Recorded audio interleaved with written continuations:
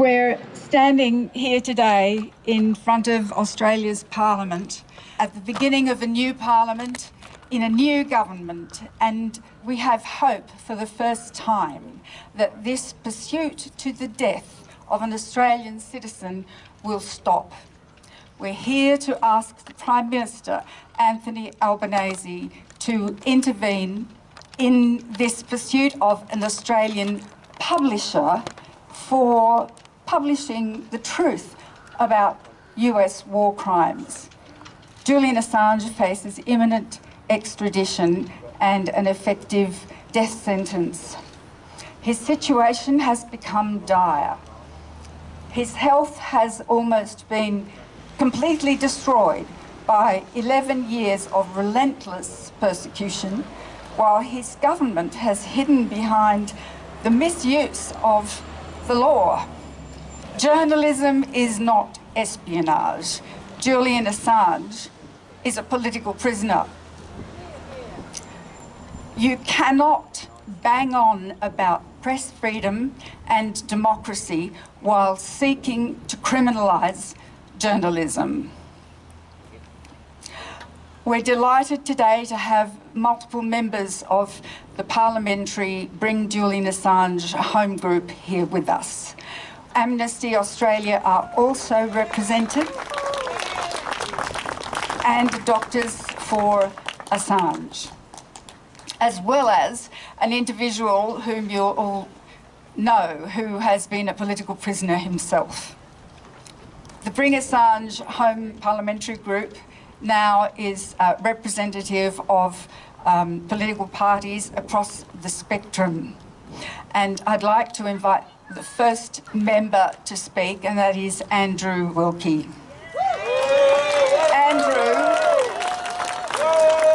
Andrew, the independent member for Clark in Tasmania, is one of the most highly respected politicians in the history of this country, really, for the principled stand he takes on every matter important to our nation. He's been a whistleblower himself, and he understands well the price that whistleblowers pay. And we owe him a great debt for getting together the parliamentary group and for expanding its ranks. Andrew Wilke. Thank you so much, Mary. When I talk in support of Julian Assange, I normally rail at the government, this government, the United States government, the British government, about the terrible injustice being meted out to Julian. But today I'm going to quite deliberately take a more sombre, a more grounded approach to my 3 minutes I've been allocated. And that's just to set the scene. Now, I first met Julian at the Melbourne Writers' Festival in 2004. When I was on a panel speaking about a little book I'd written about my own whistleblowing experience over the Iraq War.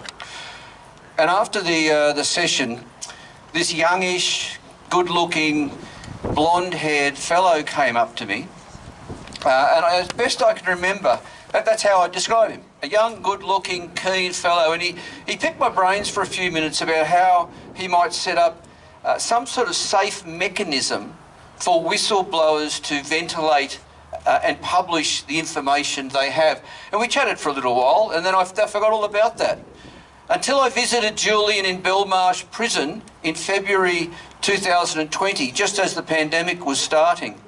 And the man I saw in Belmarsh was not the man I had seen at the Melbourne Writers' Festival.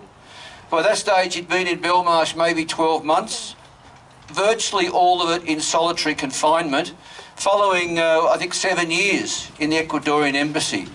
And he was already a broken, sick man. He did his best to put on a brave face, but he wasn't entirely successful. I saw someone who clearly was suffering, was a victim of psychological torture, and was at wit's end. No wonder the UN Special Rapporteur on Torture, Nils Melzner, and some of you would be familiar with his recent book, has made it abundantly clear that in his expert opinion, Julian Assange has been subject in Belmarsh Prison to psychological torture. I can only try and imagine what his state is now and hence the urgency, the absolute urgency for busting him out of Belmarsh as quickly as humanly possible. So I take this opportunity one more time to call on the Australian government to urgently intervene and to fix this.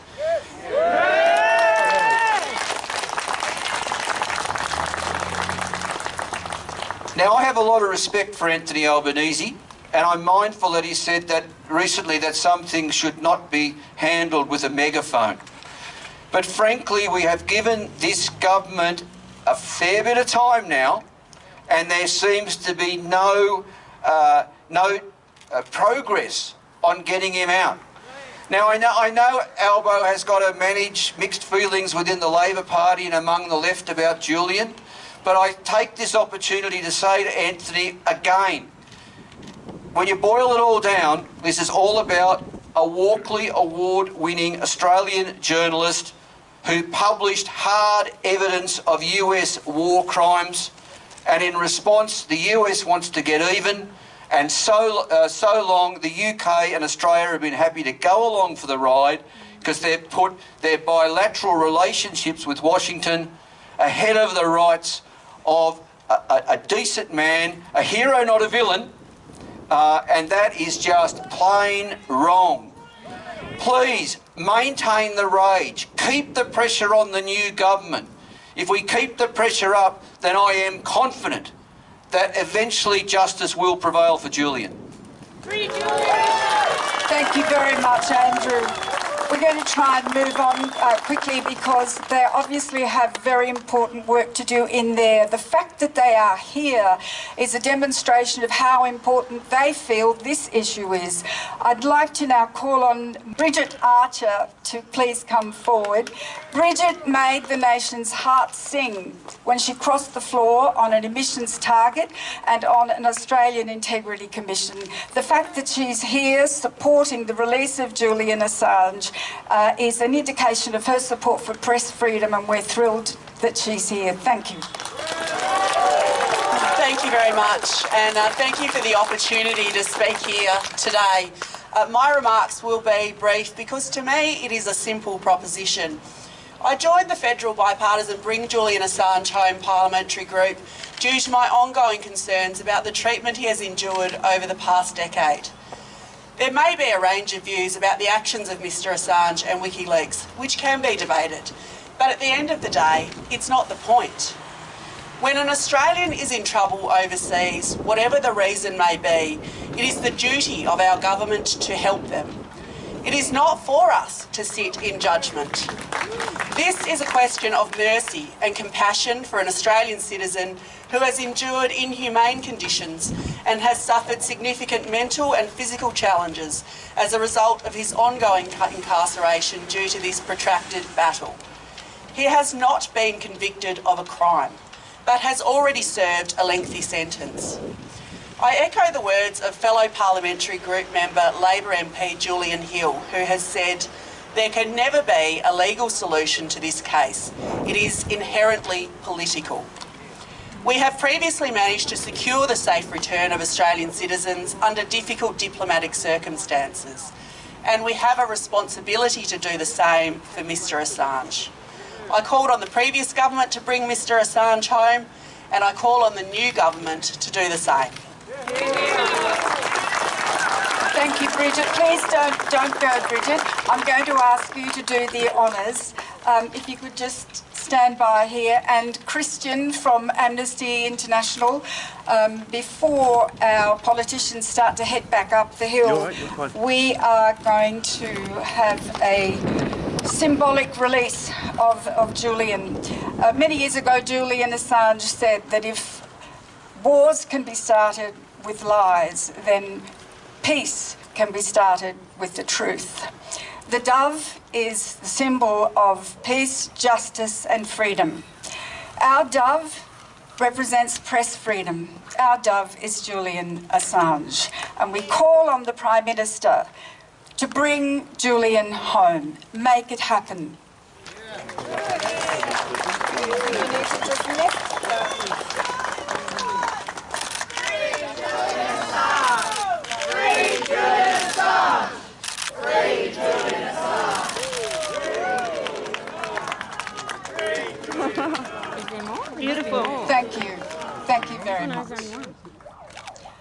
I'd like to now call on Monique Ryan, the member for Kooyong. Now, there was so much to admire about Monique during the election campaign, and straight after she was elected, straight after she deposed the sitting treasurer, Monique tweeted to Andrew Wilke with regard to Julian Assange, "What can I do to help?" Thank you, Monique. Thank you, Mary, and thank you all for the opportunity to speak today. It's a testament to the power of community, I think. I gave my first speech in Parliament this morning, and what I spoke to was the fact that I was there because of the work of a community that came together to speak truth to power, which is what you're all doing today in your own way. I'm a doctor and I care about the health of Australians. I've seen what has happened with Julian Assange in the last 10 years, and I echo what Andrew and Bridget have said. He's an award-winning journalist who's been convicted of no crime, and I think we all know that he would not be in this position were it another sovereign power that was seeking to take him from the United Kingdom. So as a member of a new wave of politicians that are really standing on the shoulders of the people who've come before us, I think I can speak for many of my colleagues in Parliament, in this new Parliament, that we hope that we can make a constructive contribution to your cause and to the cause of all Australians who try to speak truth to power. We all believe in a free media, well, most of us. We all believe in justice. I think we all believe in honesty, and I'm very privileged to be able to speak to you today and grateful for that opportunity, and I pledge on behalf of myself but also other members of the 47th Parliament to do our very best to convince the government to bring Julian home. Thank you, Monique. I'd now like to call on the Senator from Western Australia, Jordan Steele-John. Jordan's a remarkable individual, a great advocate for disability, but also for climate action. He was the youngest senator to join the Australian Parliament at the age of 23.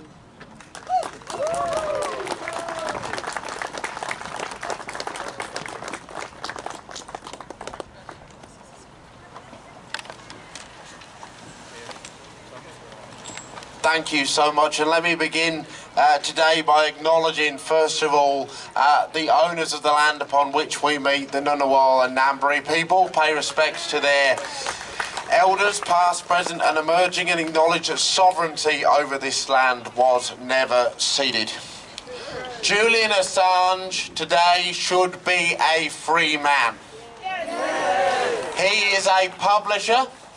His organisation, WikiLeaks, obtains and publishes freely information that it obtains. The literal definition of journalism. It happens every day in newsrooms across the continent. It is a key pillar of democracy.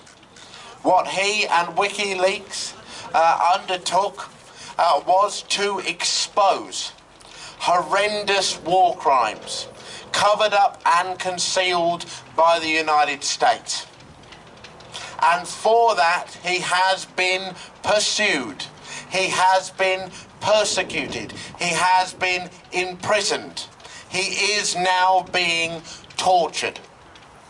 Tortured for exposing such crimes. The current president and then Vice President Joe Biden admitted that the persecution and prosecution of Julian Assange was basically because he had embarrassed the United States. Imagine that. Imagine being found to have killed civilians in cold blood, covered it up, and then attempting then to imprison the person that exposed those crimes. How perverse, how morally bankrupt. Shame. Now, our Australian government, in response to the persecution of this individual and his organisation, has offered for more than a decade now platitudes. They've spoken about passive consular assistance, as though Julian was an Australian overseas that had simply lost his passport. Lost his passport, got a bit lost somewhere overseas.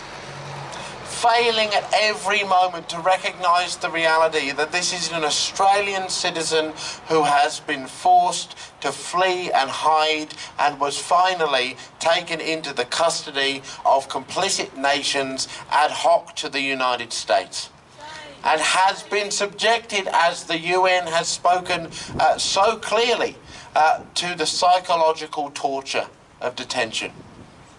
Now, at this very moment, Julian's life is at stake. Let us make no mistake. And democracy itself is at stake. The question before the Australian government now is, will it prioritise, finally, after all this time, the liberty and human rights of an Australian citizen, and in so doing, send a clear message that Australia is a nation which will champion the freedom of the press, which will champion human rights, which will push back on the United States of America and call them out when they commit human rights abuses? Or will they once again remain silent and hide behind diplomatic protocols? That is the decision before the new Parliament and the new government today. The Greens, along every step of the way, have been in solidarity with Julian, supportive of WikiLeaks, and I'm very proud to be joined today by Senator Peter Whish-Wilson, who has been a constant ally and advocate of Julian Assange, and to build on the work of so many Greens MPs that have been constant in their campaigning for his freedom and for his liberty. So we join here today, gathered to advocate for the freedom of a fellow citizen whose bravery and courage should be celebrated in this nation, whose freedom and whose imprisonment is bound up with our own. As the dove flew free today, let Julian soon be free. Let him go home to his family who love and who miss him dearly. Let him begin to heal from the scars and the wounds that have been inflicted upon him. Let us finally turn our attention to the prosecution, to the holding account of those who fired the bullets, who pulled the triggers, who covered up the crimes. Those are the ones who must be held to account now. Every lever must be pulled. Every conversation must be had. Prime Minister Anthony Albanese must pick up the phone to the President of the United States and state clearly that it is the position of the Australian government that Julian Assange be free. And we will continue as a community together to campaign, to organise across the continent until that moment comes. And when Julian is free, and when he is home and healed, if he is so able and wants to enter that building behind me, then he will be welcomed by the community and by the Greens as an individual of courage, a great Australian who, through his work, brought the sunlight of justice and the empowerment of truth to so many across the world. Thank you so much. Thank you so much, Jordan. I hope the Prime Minister's ears are burning. I'd now like to call on Senator Peter Whish-Wilson, who's been integral to this campaign. He's been a strong supporter of Julian from the beginning, and there are few people that have made as big a contribution to this as Peter has. Thank you, Peter. Thank you, Mary. I'd certainly like to acknowledge the contribution that you made. And in fact, many of you here today, same faces that I've seen for years at rallies, the organisers of today, a big thank you. 4 years ago, Julian's dad, John Shipton, came to visit myself and Andrew Wilke in Parliament, and we're the only two MPs back then that would meet with him. And it's great to see. Following that, we set up the Friends of Julian Assange, parliamentary friends of Bring Assange Home group, and now we've got amazing representation, and it will continue to get better. So there is hope and there is optimism. I'm going to be quick today.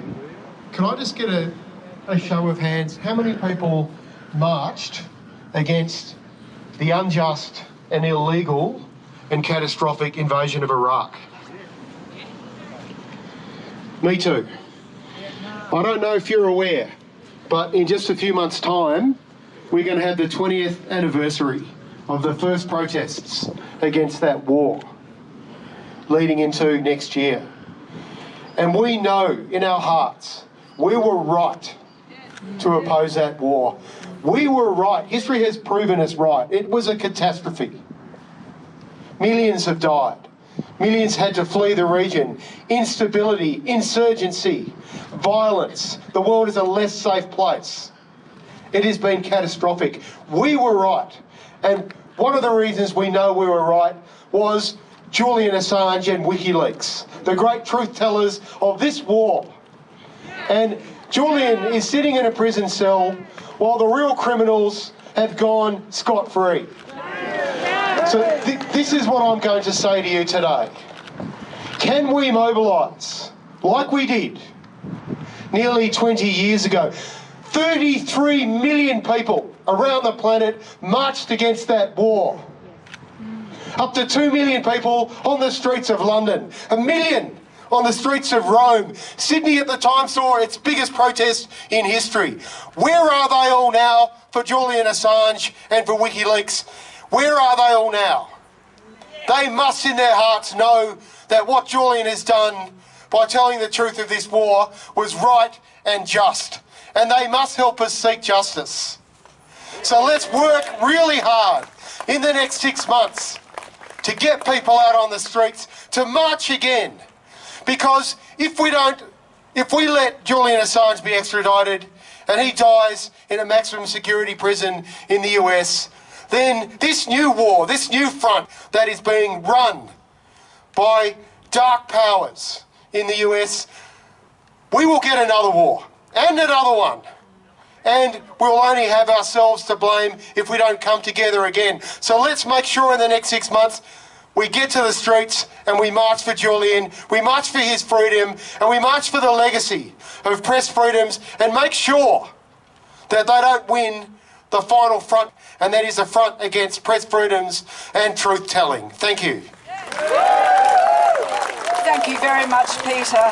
Now, before we proceed with our speakers today, I'd just like to acknowledge that what we've heard here today is very strong support among people up on the Hill for our Prime Minister to show some steel when he picks up the phone. It's not just a matter of asking and then accepting the excuses. President Biden has said he won't intervene in prosecutions. He doesn't believe in political interference. He has primaries coming up and other things on his mind. However, the Australian Prime Minister has some very strong cards to play. We have been a very good friend of the United States. We have been a great supporter of all its military adventures which have ended in disasters over the last 50 years. We are in a very good position to say, if We are behind you because we have shared values. This is the reason we're given for our alliance. Shared values and the defence of democracy. Well, you don't defend democracy by taking a stab at the heart of investigative journalism and completely undermine democracy. And if you do, then where are the shared values? Where are they? And why are we part of this alliance? This is a conversation nationally that we need to have, and we need to have our people up on the hill leading it. I'd like to now continue with a few words from Amnesty International. Amnesty, along with many other human rights organisations, journalists, unions, political groups around the world, have spoken out about Julian Assange, and their representative, Christin, is here today. Christin Lambang-Foyne, thank you very much.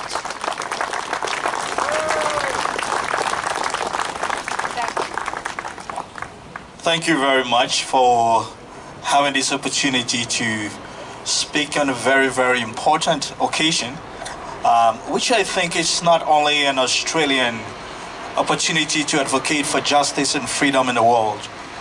In a time when we feel there are a lot of fissures in terms of global interactions, in terms of the health of our common democracy and what we call shared values. I'll speak to 3 points, and I'll reiterate our position on the Julian Assange, which has been consistent, principled, and never changing. As an individual, I have enjoyed and benefited from the protection of what I call a special country, Australia. I felt that these particular qualities is something that should be enjoyed naturally by everyone, let alone an Australian citizen, and not to even say someone that is being demonized when they are supposed to be celebrated. I want all of you to know that it's not just an Australian cause. Julian Assange is a hero, and he is a global hero that should be celebrated. And the likes of people like Nelson Mandela in their own right, and all other global advocates for justice and freedom.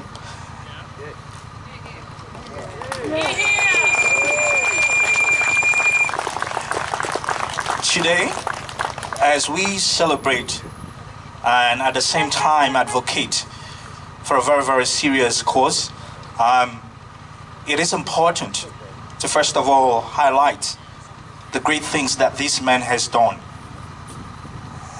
In our continuous effort to engage and to make a world a better place, one of the most challenging things in our time, both as politicians, as individuals, as civil society activists, is the moral courage to speak truth to power. And that is what we do at Amnesty International. Julian Assange, like just so many others, lies in the category of victims of power that consider journalism as a crime. Journalism shouldn't be a crime. It should be what we call the fourth power or the fourth arm of government. That should be the defining aspect of our democracy. Rather than being punished for that, I think we should erect a statue for Julian Assange. I am quite conscious of the fact that I do have 3 minutes. I wouldn't want to do dishonor to this very, very special advocacy effort, and I wouldn't want to do dishonor to his name. I would call on everyone, advocate to continue in the next 6 months, because what Julian Assange stands to face is something far more serious than the press tends to get attention. We can speak about this in our communities, in our churches, wherever that we think that the urge for freedom is something that is valued. And I would conclude by emphasizing that the position that we hold is not a personal reflection. The United Nations, which represents the states and the nations of the world, has clearly made a declaration to the effect that keeping Julian Assange is a violation of his human rights. It goes clearly and glaringly against the optional protocol on torture and the treatment that Julian Assange is getting and is most likely to get should he be extradited to the U.S. is going to be inhumane, degrading, and that's not something that Australia stands for. That's not something that the free world stands for. At a time when we face an assault to Ukraine, and at a time when we think that we need more powers of good to align, causes like this should be something that mobilize the efforts for good. So I would say free Julian Assange, and I would once more reiterate our collective will that the present government, in its declaration that it wouldn't use megaphone diplomacy, we just want to appeal whatever pressure, whatever patterns or whatever method this government seeks to use. We just want to invoke or reiterate to the government that the release of Assange, having a free man and a good free man, is something that's not good just for Australia, but it's good for the world. Thank you very much. Thank you, Lambang-Foyne, Christin. Thank you very much. I spy David Shoebridge, the new Senator for New South Wales. Thank you very much, David. Thanks so much, Mary. And I acknowledge we're all gathered here today on Ngunnawal and Ngambri land. We pay our collective respects to those elders past, present and emerging. And that place behind us has a huge job to walk with First Nations people and deliver truth, justice and land, doesn't it? But also I acknowledge the ongoing fight to bring an Australian citizen home. We have a new parliament and a new chance to stand up and have this government say no Australian citizen should face over a century in jail for the crime of telling the truth. That is I find it astounding the way in which our government has been complicit in the ongoing persecution of one of our citizens, a citizen journalist whose crime was exposing the war crimes of the United States and the war crimes of one of our allies in wars which we were involved as well. Without Julian Assange and WikiLeaks, we would not know the truth. And it's the truth that is really at risk with this prosecution of Julian Assange. This isn't against Julian Assange. This is an effort by the US government with the complicity of our government. It's a war against the truth, and we should call it out for what it is. And the truth matters. And the truth matters. And if our Prime Minister is going to stand up for that basic principle that the truth matters, well, then he should pick up the phone and he should use the diplomatic power we have with the UK and the US, and he should say to both of those governments, drop the prosecution and bring Julian home.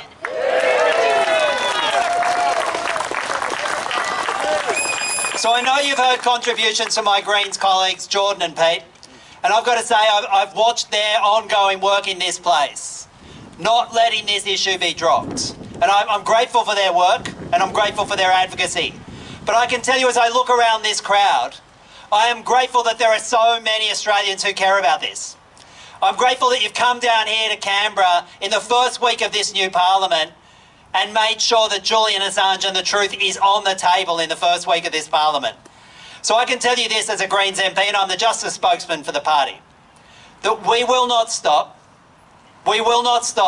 until our government steps up for Julian.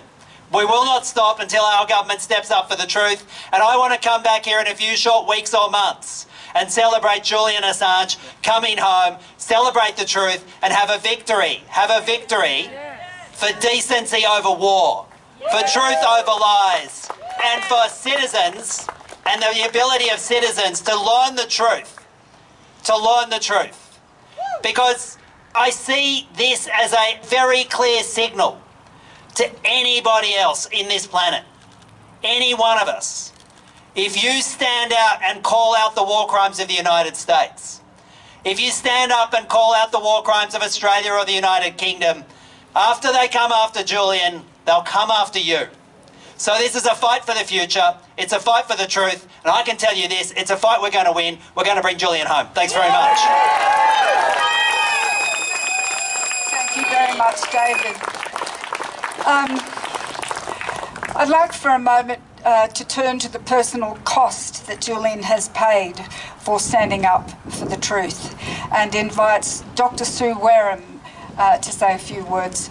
Sue Wareham is part of the Doctors for Assange group. There are over 300 of them now internationally, raising awareness of the great cost to Julian, to his health, to his personal life. Yes, thank you very much, Sue.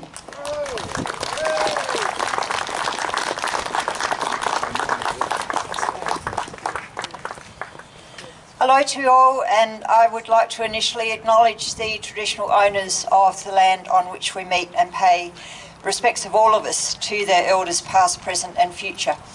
It's a great honour to be here among you and to stand in solidarity with each of you and with the people in Parliament, with Julian Assange's supporters around the world, and especially, of course, with Julian Assange himself, because there are few people on the planet who are paying as heavy a price as he is for telling us things that we have a right to know, things that are done in our name. And as we all know, Julian has been detained for over 3 years in addition to his time in the Ecuadorian embassy. Much of his time has been in solitary confinement. He's been convicted of absolutely nothing, and he is being persecuted because another country, the United States, wants to charge him on political charges. How can Australia credibly point to other nations and the war crimes that they commit when we allow treatment of a man like this, who has simply exposed the crimes of our ally, the United States, in Iraq and elsewhere? Doctors for Assange, as Mary noted, has over 300 members around the world who are increasingly concerned about the state of Julian's health, both physical and mental, especially since his reported mini-stroke in October last year. With a history of prolonged exposure to psychological torture and now a planned extradition to a country which is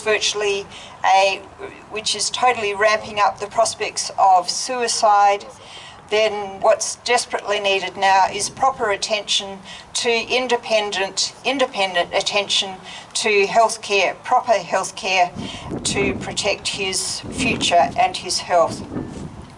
Doctors for Assange wrote to the United Kingdom Home Secretary in June. It was the latest in a series of letters to all the three governments involved, stating clearly that his deteriorating health must be considered in her decision, Priti Patel's decision regarding extradition, and the letter stated in part, under conditions in which the UK legal system has failed to take Mr Assange's current health situation into account, no valid decision to approve his extradition can be made by you or anyone else.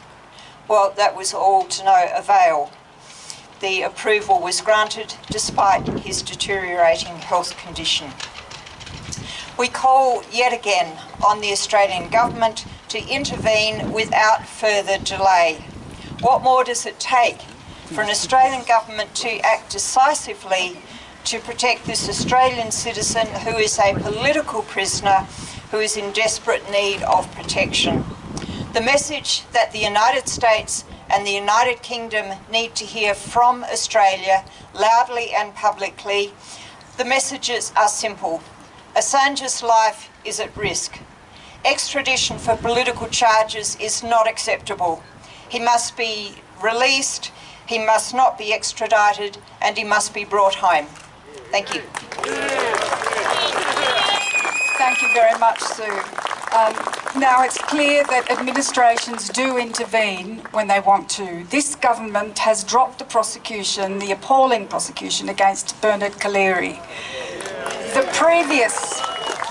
previous administration decided not to pursue the ABC over their stories based on material that was allegedly leaked by David McBride.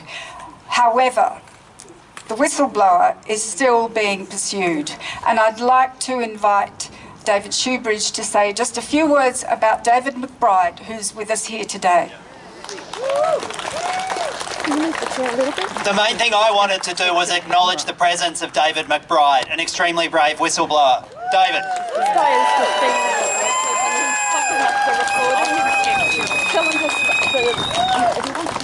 And you don't have to go to London to find a government persecuting a whistleblower, because our government is doing it right here. What was David's crime?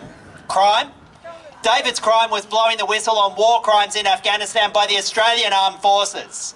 And for that, he has been persecuted and continues to be persecuted by the Australian government, by the former government. So we've seen one prosecution against a whistleblower get dropped. And if we care about the truth, not just about what the US does, but what about Australia does, well, collectively, let's make the same demand to drop the prosecution against David and to drop the prosecution against the truth. So can we just collectively give a big cheer and shout and thanks to David for the bravery of telling the truth, knowing full well what would come against him. David, thank you. Thank you very much. Now, we have messages from Julian Hill, from John Shipton and Gabriel Shipton, but before we go to the messages, I'd like to invite our final speaker here today, and that's James Ricketson. James has been a political prisoner himself.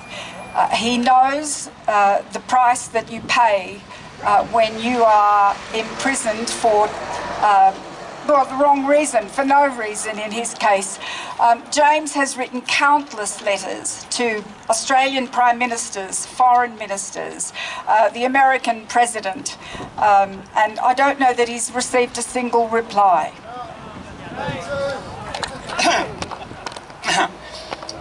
When I was arrested in 2017 in Cambodia and charged with espionage, it so happened that in the cell that I was sharing with 140 other prisoners, a cell less than a third the size of a tennis court, there was a contraband smartphone, and it was possible for me to make contact with Julian in the Ecuadorian embassy. Within an hour, I got a response from Julian and some advice on how best to deal with my incarceration. I won't go into details about that, but I have a personal reason, of course, for being thankful to Julian for being so quick off the mark in helping me.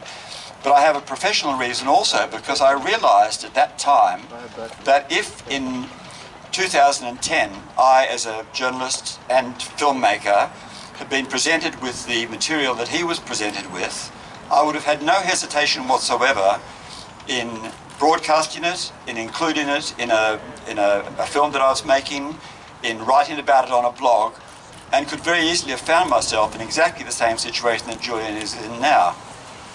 I think the same probably applies to most of the filmmakers and journalists that I know. Jump forward 12 years, and I would have some hesitation in making that move and making that information public, because I would not want to spend the next 10 years fighting extradition proceedings to be sent to the United States for having exposed truths that the United States doesn't want exposed. I'd like to just say a couple of words about consular assistance. This expression crops up all of the time. Our Prime Minister, our Foreign Minister and various different politicians say that Julian is receiving consular assistance. I can assure you from my own experience in jail that consular assistance amounts to, in my case, a toothbrush and a paperback book, out-of-date copies of local newspapers, and the delivery of mail. And that is it, right? Consular assistance does not exist in reality, and I think that anybody else who's been in my situation could confirm that. Just briefly, there was another prisoner in jail with me. His name was Giuseppe Nicolosi. We called him Zippy. Zippy was in the final months of his 7-year sentence, based on evidence that was as flimsy as mine, in my case. Zippy became very, very ill. We in jail got messages to the Australian Embassy, many messages, via this mobile phone, this contraband mobile phone, alerting the embassy to the fact that Zippy was very unwell and getting worse and needed to be in a hospital. He needed to be airlifted back to Australia, actually, to be in an intensive care ward. The Australian Embassy said it wasn't their problem, it's nothing that they could do about it. And to cut a long story short, Zippy died of malnutrition and neglect in a hospital where he was taken to the hospital a day before he died, 2 days before he died. That is the extent to which our government assists Australians who get into trouble, whether they be Julian Assange or a backpacker. The final point that I'd like to make has to do with diplomatic intervention. In my own case, after 15 months in jail, I was found guilty of espionage and sentenced to a 6-year jail sentence. 3 weeks later, the guards appeared at my door and told me that I was being released immediately. When I got out of jail, I discovered shortly thereafter that Malcolm Turnbull, our then Prime Minister, had done a deal with Hun Sen, the Prime Minister of Cambodia, whereby I'd be taken to trial and then released on a pardon after my trial. In other words, our Prime Minister agreed with Cambodia's Prime Minister that I would be found guilty, there was no question that I might be found innocent, and that I would then receive a pardon. My concern now is that a similar kind of deal might occur behind the scenes, whereby it appears as though the Australian government is doing the right thing by Julian, but in actual fact he spends the next 2, 3, 4 or 5 years waiting for the pardon to come through, which really needs to come through immediately. Finally, I have actually written yesterday and this morning to President Joe Biden and to Carolyn Kennedy, our new ambassador, the US's new ambassador to Australia. And through the magic of Google, I've managed to find the words of both Joe Biden and John F. Kennedy, Carolyn Kennedy's father, in which, and you can Google them and find them yourself, in which they espouse the very same values that Julian espouses as a journalist, and yet he is in jail for articulating the need for freedom of the press, for freedom of information, for the public to be informed about what goes on behind the scenes, even if it is embarrassing to the governments concerned.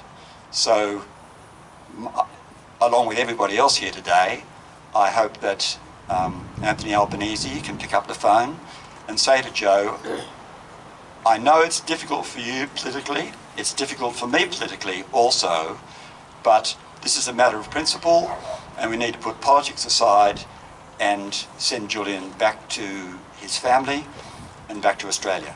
Thank you. Thank you, James.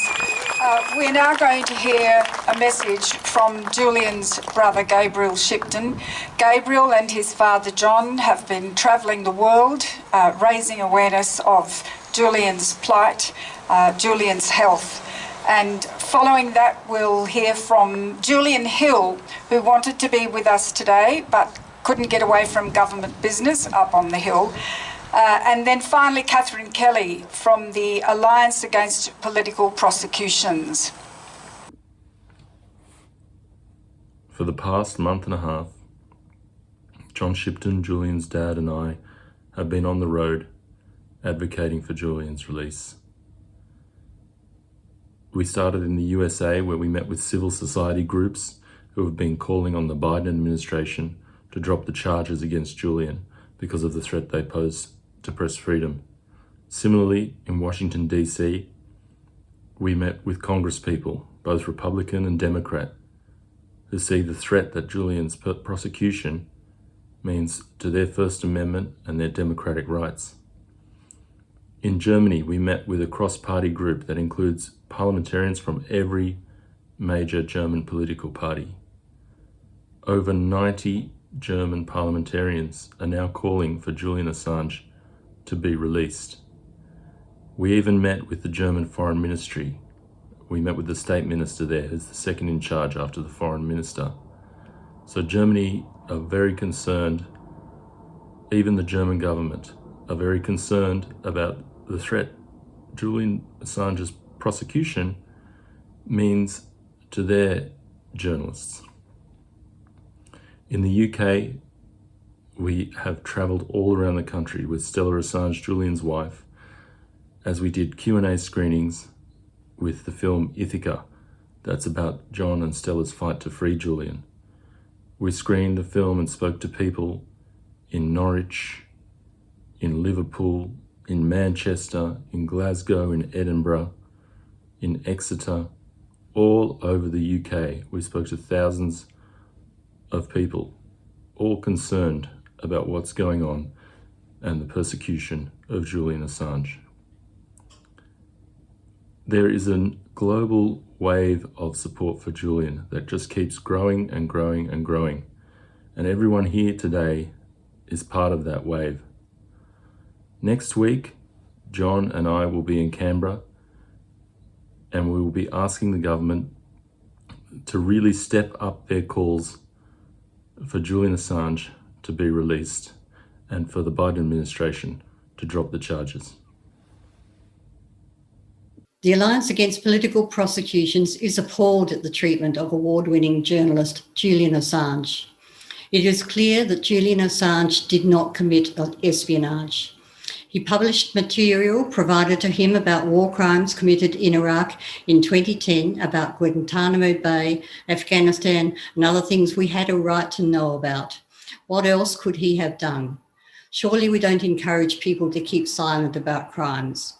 But since publication, he has suffered extreme persecution. With the time in the Ecuadorian embassy and in Belmarsh prison, where he remains to this day, it is close to 10 years that he has not seen freedom.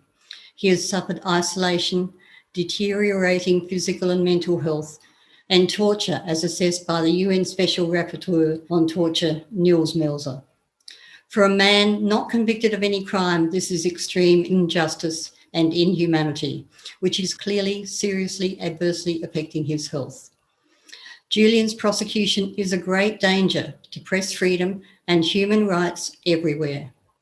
The assurances given by the US government about his treatment in US prisons cannot be relied upon and should not be relied upon, since he has not committed any crime. We urge Prime Minister Albanese to put an end to this persecution of an innocent, courageous man, and to speak loudly and clearly to the UK and US governments to free Julian and drop all the charges. If the friendship between our countries cannot stand that, what is it worth? Julian Assange must be free. Thank you, Julian Hill, for coming to the Hill. Can you answer a few questions about Julian Assange? The first question that I would have for you is in relation to the letters sent by doctors for Assange, which is a group of over 300 doctors now, to the UK Home Secretary, Priti Patel, pointing out that we have a problem now with the US assurances. They were made, the doctors say, in relation to a prior health condition, which was mental health. And since then, on the 27th of October, he had a minor stroke. And the doctors are all saying that this is more often than not a sign that a major one is on the way. This has never been discussed in the courts, even though it happened when he was attending his appeal. He was in Belmarsh prison, but I'm pretty sure they had view on him, and Mary Kostakidis and I saw him. All of the journalists had view on him.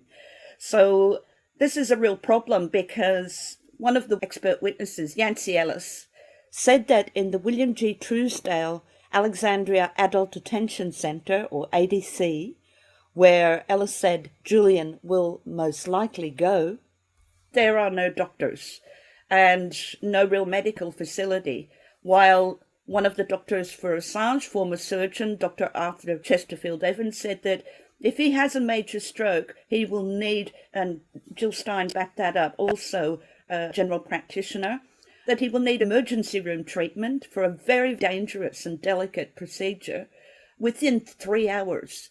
Now, if Julian is locked up for 22 hours a day in isolation, and he has this stroke, he may not even have a chance of being discovered. And according to Dr. Arthur Chesterfield Evans, after 4.5 hours, it's really not worth it. There would be no chance of recovery. What are we going to do about this situation, Julian? Look, thanks, Kathy. And I want to thank everyone who continues to speak up for Julian Assange and defend the principles that we're fighting for. In particular, speaking up for press freedom and pushing back on what this is a blatant attempt to do, which is chill the free press. I also want to acknowledge the many community activists, community leaders and community organisations that continue to put in effort around Australia, but in other Western democracies. And the efforts of the 300 doctors. I received that material some weeks ago and have forwarded it on within the government. It is deeply concerning, and I, like many Australians, were appalled at the British court's decision to approve extradition, overturning the initial decision, and deeply disappointed, though sadly not surprised, by Priti Patel, the UK Home Secretary's approval of the extradition. Extradition is always, in democratic systems, a political judgment to make ultimately. And extradition, in my view, a principled view, should not be approved for what are inherently political crimes. They're matters of principle, which I've stated before. Now, I understand the reasons from speaking to his legal team why Julian has to date rejected consular assistance from the Australian government. It may be time that position is reconsidered, because it is frankly very difficult for the government of Australia to get involved in these issues and try and seek assurances and push for assurances around health issues when consular assistance has been rejected. I'm not meaning that to be an inflammatory comment, it's just a statement of fact. And I do understand why to date that consular assistance has not been taken up and why there hasn't been trust in that process. But the medical evidence is deeply worrying about his current health conditions, and it would be appropriate for the government, should we be allowed to do so under the consular assistance banner, to get involved and seek greater assurances around the conditions in which he's currently being kept and any future conditions around medical treatment. That's what I'd like to see. I'm sorry, to be clear, what I would like to see is the prosecution dropped, extradition not approved, and the matter brought to a close. And the Australian government has been clear before and since the election that the case has dragged on for long enough and that the matter should be brought to a close. They were words enough is enough that the now Prime Minister Anthony Albanese have used before the election, and we continue, so I'm assured, to express the government's view to the UK and the US about our position. Thank you, Julian Hill. My second question concerns an article in Declassified Australia by the lawyer Kelly Tranter, who submitted Freedom of Information request to the Attorney General Department. And she received documents regarding a prisoner transfer protocol.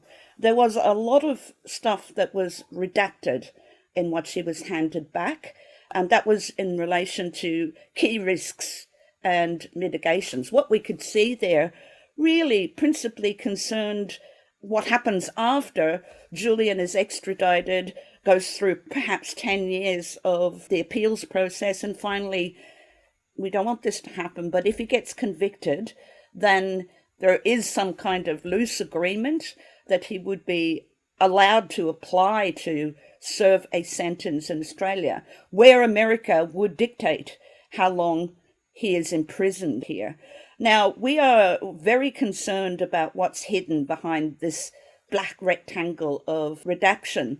The question that Kelly Tranter poses is, she would hope that one of the key risks is suicide. In fact, that's the one that she draws attention to.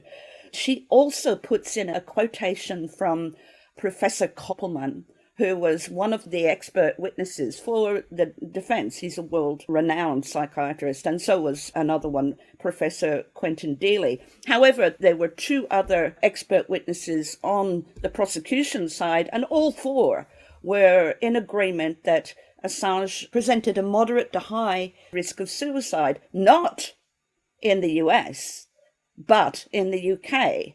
What was stated in the quotation from Koppelman, and this is something that I've been aware of and Mary Kostakidis as well, because we have been in the courtroom for the last 2 years. We remember very clearly this being said, and this troubling me for some time, that once Julian's extradition became imminent,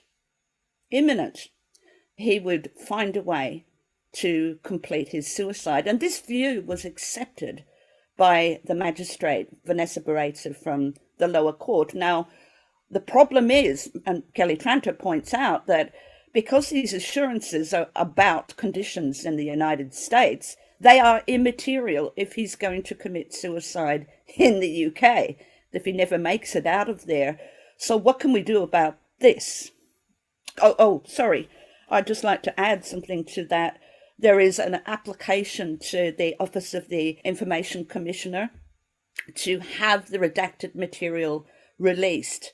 Now, one reason that I think that should be approved is that how can we have a guarantee, given the complexity of this case, its duration, the avalanche of misinformation that has surrounded Julian and the case for the last 10 years, how can we be confident, we as journalists who are pretty well expert in the case now, how can we be confident that our diplomats have been well or accurately informed about this?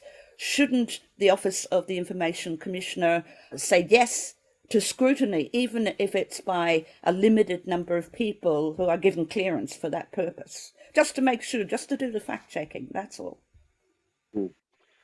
The reports regarding Julian's health and the concerns, professional concerns by multiple psychiatrists now regarding his welfare and potential suicide, suicidal ideation, or indeed actions are gravely concerning.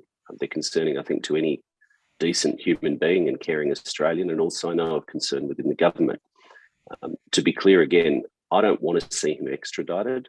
I want to see this prosecution dropped. And the Australian government wants to see this matter brought to a close. That's our firm position. As I noted earlier, there's limits to the extent to which we can engage in detail on his behalf in relation to health and consular concerns, given he's refused consular assistance, and I understand the reasons for that.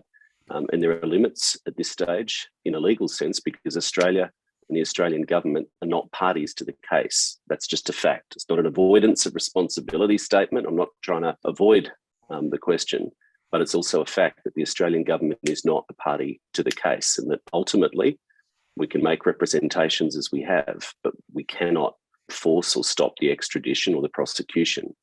That goes to diplomatic efforts and so on. Look, with regard to those documents, I had a look at them. I thought that much of the article and analysing the context was very robust. I thought some of the framing was probably a little bit over the top, and it's entirely normal that documents are released according to the FOI laws. My overriding concern is that those decisions are made according to the law and are made promptly and quickly, and don't drag on for months or years, as we've seen too often with the former government. Yeah. Could you be a little bit more specific about what bring this matter to a close actually means?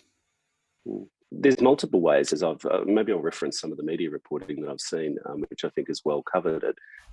And as I've said, I would like to see the UK decline the extradition and not agree to extradite him. And I would like to see the US drop the prosecution. There's multiple ways in which that could happen. And as I said, this is an unfortunately realist observation, and it's not a new observation. There are observations that are made in speeches before the election, in media interviews, and in our private discussions within the Parliament. I think this is recognised. Australia is not a party to the case, and ultimately we cannot force the UK or the US to cease the trajectory that they're on. We can try, but we can't force it. They're just facts. Now, I understand, and I've seen the community commentary that would like the Prime Minister to speak more publicly about the contents of his private conversations and efforts. I've seen many people would like us all to scream from the rooftops. I think it's entirely appropriate that people are gathering outside the Parliament, that around the country we continue to see week after week people coming, taking to the streets, standing outside government buildings, speaking up in the press in favour of Assange. I really do. I also think it's appropriate, given we know the Prime Minister's position on this issue. He's been clear internally and externally. I also think it's appropriate, and I trust his judgment about the best way to prosecute these things. And his judgment at the moment is that quiet diplomacy, making clear our position to partners and allies around the world and other governments, is the most likely way to achieve a result. Now, I won't put words in the Prime Minister's mouth. I want to be really clear that's not what I'm doing. But I have seen a number of media reports in recent weeks, which I think had a lot to offer in terms of insight into the difficulties and the barriers, particularly within the US system. I think you've made the point, Kathy, quite rightly, that this is a political case. It's a political decision to extradite, and we've conveyed our view to the UK government regarding that.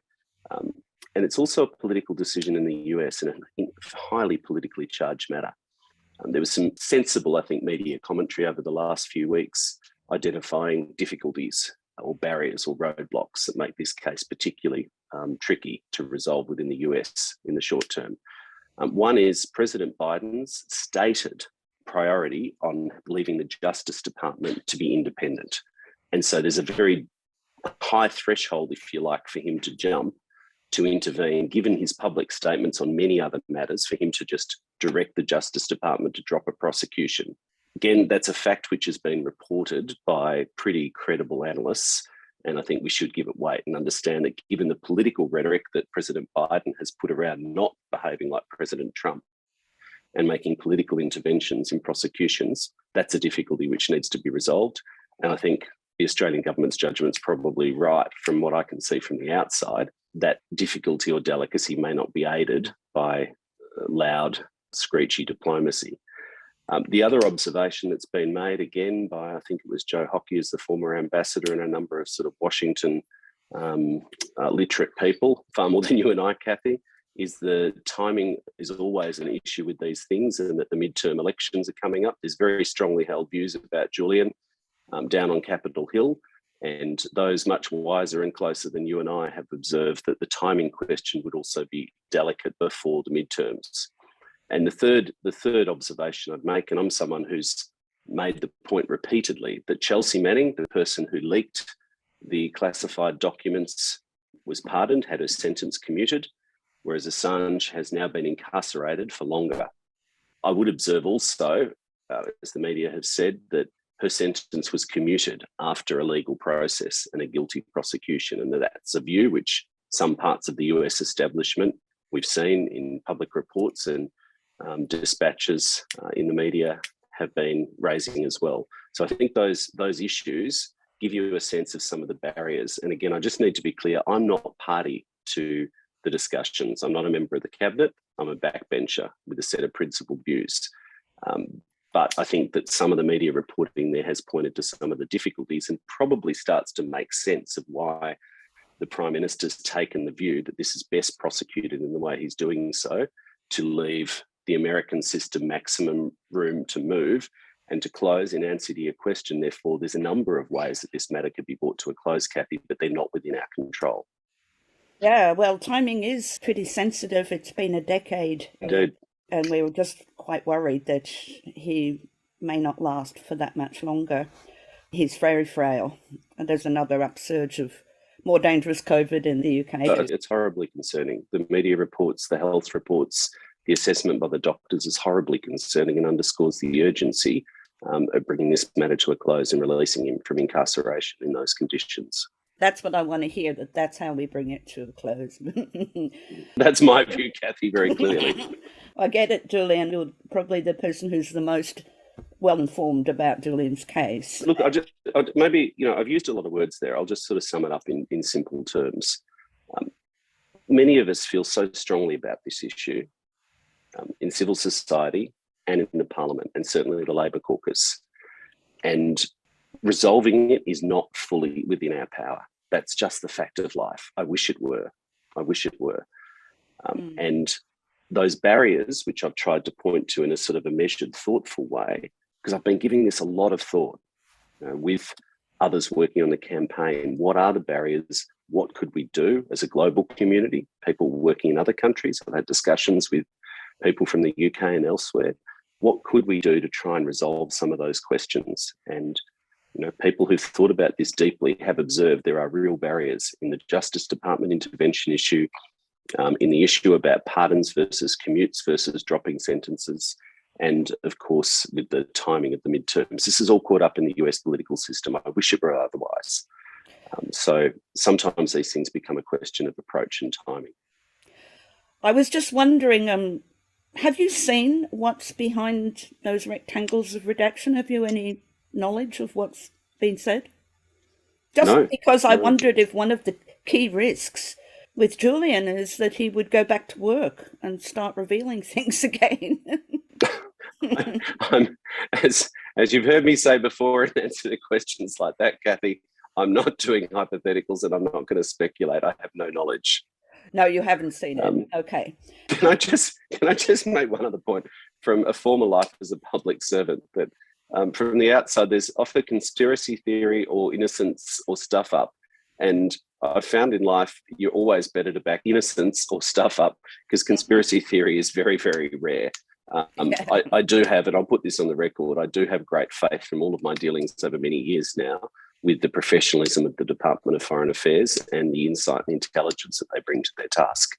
And I mean that in the broadest sense of intelligence, in every sense. So I've got no reason to doubt that the advice they're giving is the best that they can possibly give. Well, based on the information that they've been given, and that's one of my concerns, that they may have been misled. We don't know, and we can't know unless the Office of Information Commissioner will agree to let at least some people see and fact check what's in there. Can I just move to the US now? So there's almost a ray of sunshine here. There have been some proposed changes to the Espionage Act by squad members Rashida Tlaib and Ilhan Omar. And these changes limit who the Espionage Act applies to. It's basically government employees who have signed a contract or an oath that they're not allowed to tell certain information is secret, and they engage legally to keep it a secret, but not journalists. So this is one of the changes. And there is another clause that reason to believe is changed to you must have specific intent to harm national security. And the most interesting one I find is that information must have been properly classified. Now, under Obama's Executive Order of 2009, it's Executive Order 13526, Section 1.7, it is illegal to classify anything that conceals violations of law, inefficiency or administrative error, or which just simply prevents embarrassment to a person or organisation or agency, or even to prevent the release of information needlessly in the so-called interest of national security. In accordance with this law, Tlaib proposes an affirmative public interest defence for the purpose of disclosing misdeeds to the public. The Espionage Act is currently a matter of strict liability, but we can't assume that everyone behind closed doors is innocent or simply incompetent. Now, my goodness, there's only 2 of them so far, unless there's a few more that have joined. But that last one about information being properly classified, there is a problem of overclassification. 2, in fact. One, that there is far too much that is classified, and the other one is that WikiLeaks actually did pick the things that's what they published, stuff that was mainly illegally classified. What do you think about this, and how can we actually promote the idea? I know it's an American question, but would the Australian government make representations that they straighten out their Espionage Act to stop charging journalists? Because journalists would not be charged under these new amendments. Yeah, I'm no expert on the US espionage or legal framework, and as I think you implicitly acknowledged there, the Australian lawmaking system, intelligence architecture and legislative architecture, and indeed the laws themselves, are fundamentally different from the US system. They're a presidential system with 2 co-branches of government, hence a lot of the legislative architecture's just fundamentally different because it also goes to the relationship between Congress and the administration. So I don't think I'm in a position to comment on in any great detail, and it would be highly unusual for the Australian government to be advocating specific legal changes one way or the other, or getting involved in the legislative system of another country. Are we going that way too, though, in being too draconian about what people are entitled to know? Well, I think, as I said before, there's a freedom of information regime in Australia, which Labor put in place. We've been very critical in opposition regarding the resourcing in particular and the time taken to make those decisions. Yeah. And I'd hope to see that we can make prompter, fairer decisions. There will always be things, should not be a radical statement, particularly in the security area that we're living through. Threats of terrorism and so on are not fantasies of the intelligence agencies, sadly, as we've seen so often in the world. They're real. There will always be things that cannot be revealed publicly. There will always be a need for some government secrets. The question, of course, is where you draw that line and making sure that things are done according to the law that applies. So I think that our commitment to making the FOI regime work is important, as is strong and ongoing oversight of the intelligence agencies in the security sector.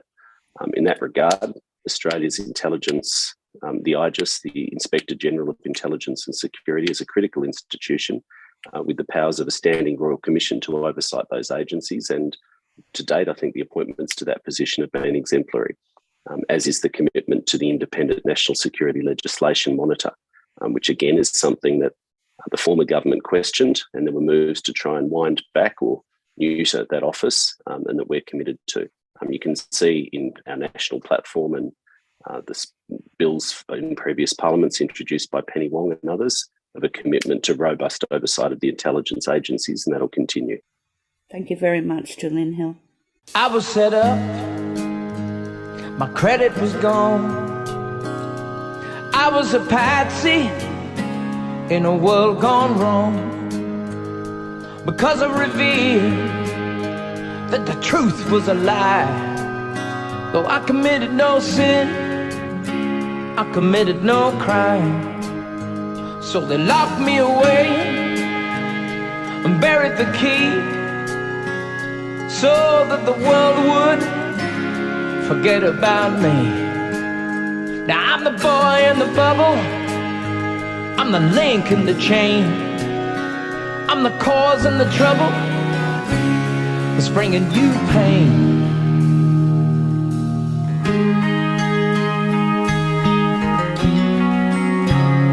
I was set up, or I was deceived.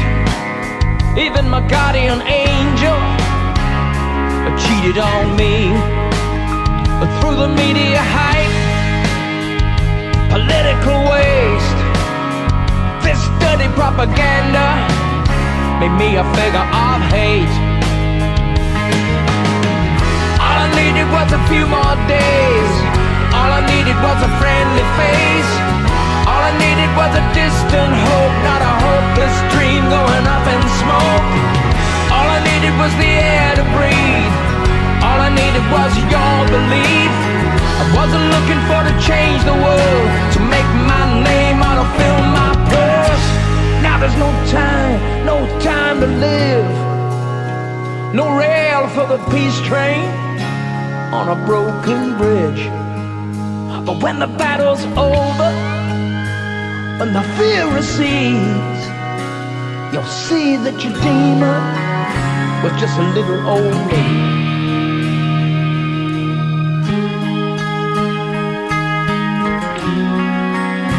I'm not important, it's not about my voice.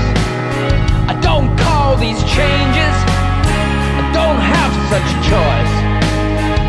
So please forgive me if I done you wrong, if I have strayed from the path we're on. All I'm saying is it's time to choose, all I'm saying is the honest truth. We're all living on a dead-end street, people dying, hungry mouths to feed. Oh, I know that the pressure's on, I don't know where the next buck comes from. Must be something more to it all, like to sit and contemplate and I decline to fall. So be damned, let's take the stand. Though it won't be easy, we'll follow the plan. The documentary evidence, undeniable proof. Why deny the ocean when it's a mountain of truth? So if you agree, the water makes sense. Why deny the ocean the wrong man.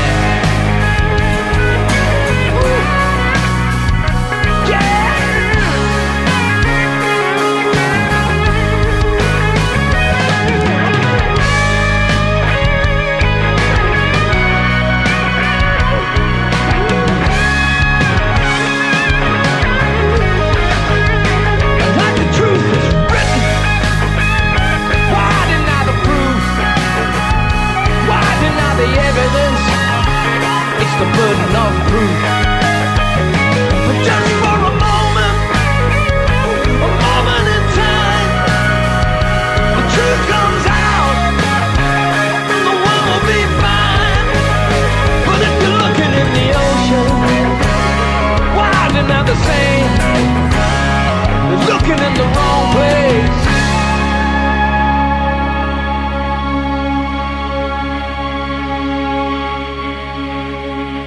You got the wrong man.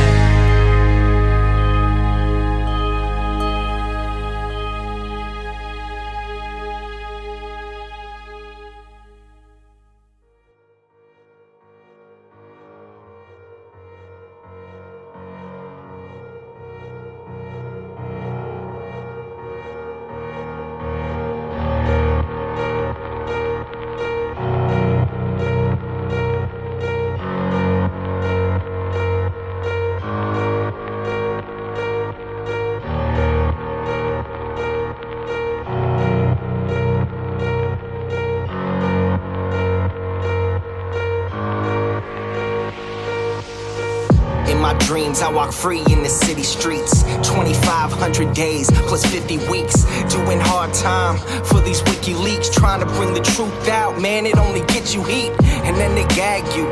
You don't get to speak, and when you get the leak, they try to hit delete. The masses of the masses, they want the shit discreet. That's why my middle finger's up to these sick elites. Free speech, it's the freedom of press. Take your deepest, darkest secrets, never leave them unsaid. If I'm a thief, then I'm a thief for the people you dread. The people of the red, white and blue, you keep them in bed. Seeing the sheep, keep them asleep, deceiving the weak. Keep seeking the leaks till you cease, and I see your defeat until I'm deceased underneath a freezing red sheet. Become a dead man, then I hit the switch and release. When Goldman Sachs is your creditor, you kill the messenger. Stories axed by the editor, you kill the messenger. Pay to play on the regular, kill the messenger. Need to silence any questioners, you kill the messenger. And outside my window a figure quickly creeps. They dark as night like some motherfucking chimney sweeps. Whiskey what my Mickey keeps, dying in my kidneys weak. Silence of my risky tweets is what the grand jury seeks. I'm wanting peace like 7 years in Tibet. Now rest in peace like 7 years under threat. Cause I've released 7 vaults, they upset. They ended the rape sentence, but the U.S. still insists to rest. I guess it's a sin to take the truth and disseminate. MLK to Gandhi, take aim and eliminate. And I don't say I'm great, just wanna say what's fake. But if they kill me, a million others will take my place. The CIA's post like a knife the sharpest.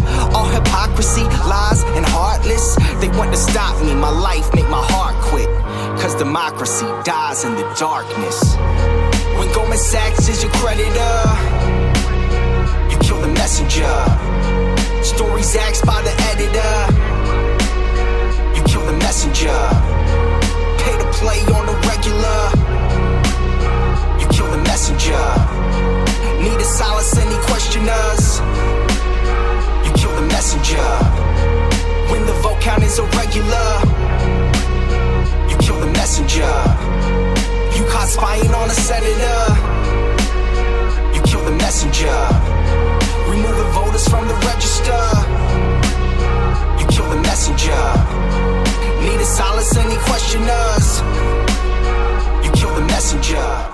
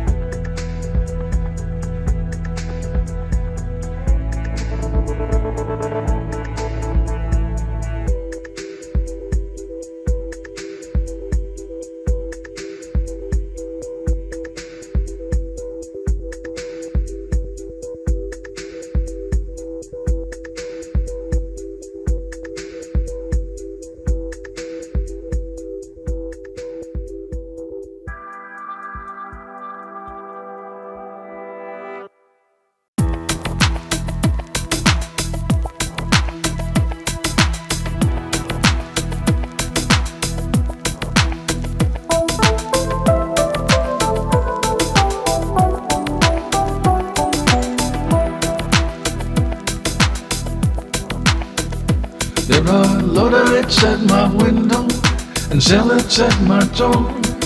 The FBI is on the case, their bugs are in the floor. The network bands across the street, their cameras on my crotch.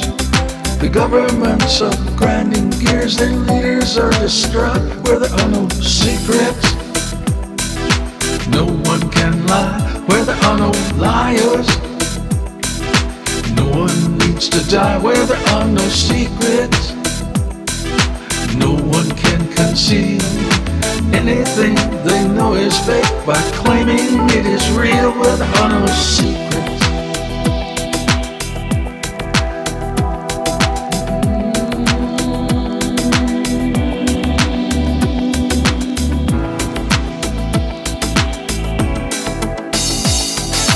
Many-headed beast appears on every glowing screen. It speaks of love with words of hate, its real face is unseen. The actors in the shadow play, they flicker on the wall. But of the one who wrote the scene, no evidence at all. Where there are no secrets, no one can lie. Where there are no liars, no one needs to die. Where there are no secrets, no one can conceal anything they know is fake by claiming it is real. Where there are no secrets, where there are no secrets, where there are no secrets, where there are no secrets.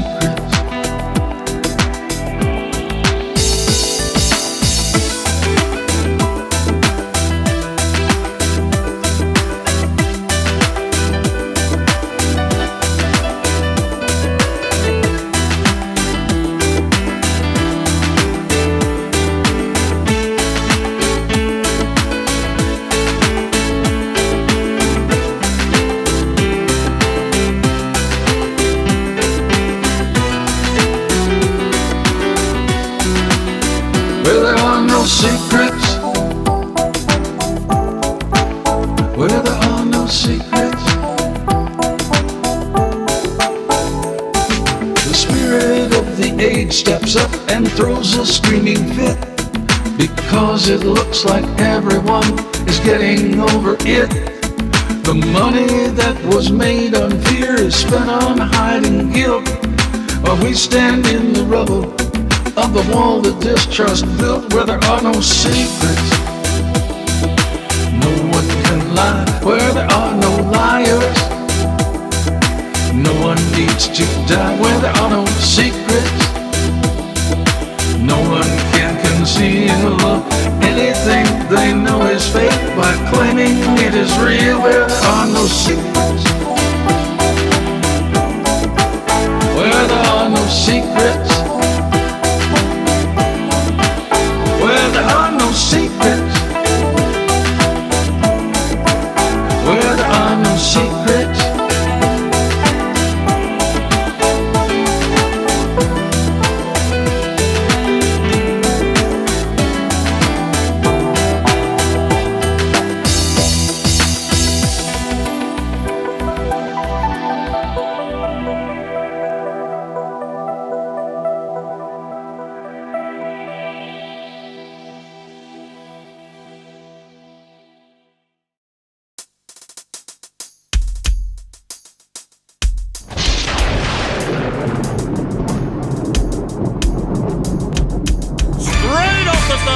At Melbourne University sprang that little blonde-headed bugger Julian Assange, heaven sent to expose the horrible truths hiding behind the zeros and ones in the world, and by giving whistleblowers around the globe a Dropbox to expose the not-so-good, the very bad, and the most ugly.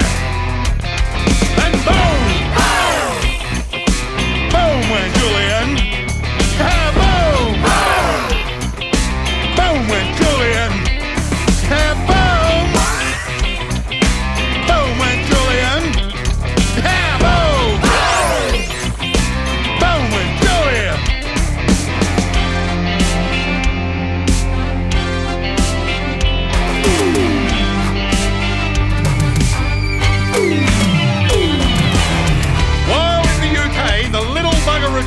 the Ecuadorian embassy to avoid the great noose of the global warlords. Egged on by hungry banksters and corrupted politicians, all were scrambling to stay hidden away by telling big fat lies through a well-controlled mainstream media. They couldn't keep Pandora's box closed because boom! Boom went Julian. Yeah, boom! Boom went Julian. Yeah, boom! Boom went Julian. Yeah, boom! Boom went Julian.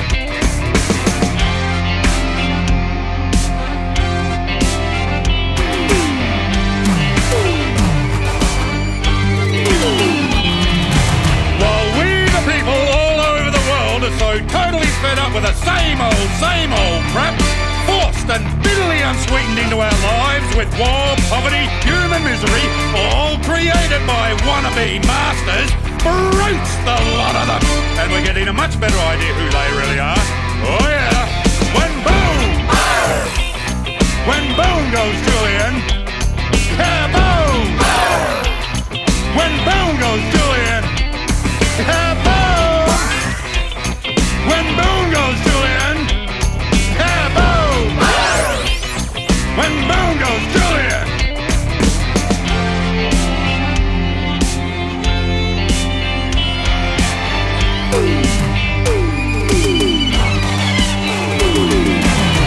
With right on our side and love in our hearts, the evil brutes of the world are dropping from their high chairs. Cronyism has had its day and we're going to nail the lot of them. We are the people with something incredible to work towards. Still peace, yes, peace. We're banding together, getting ready to go boom! We are the people.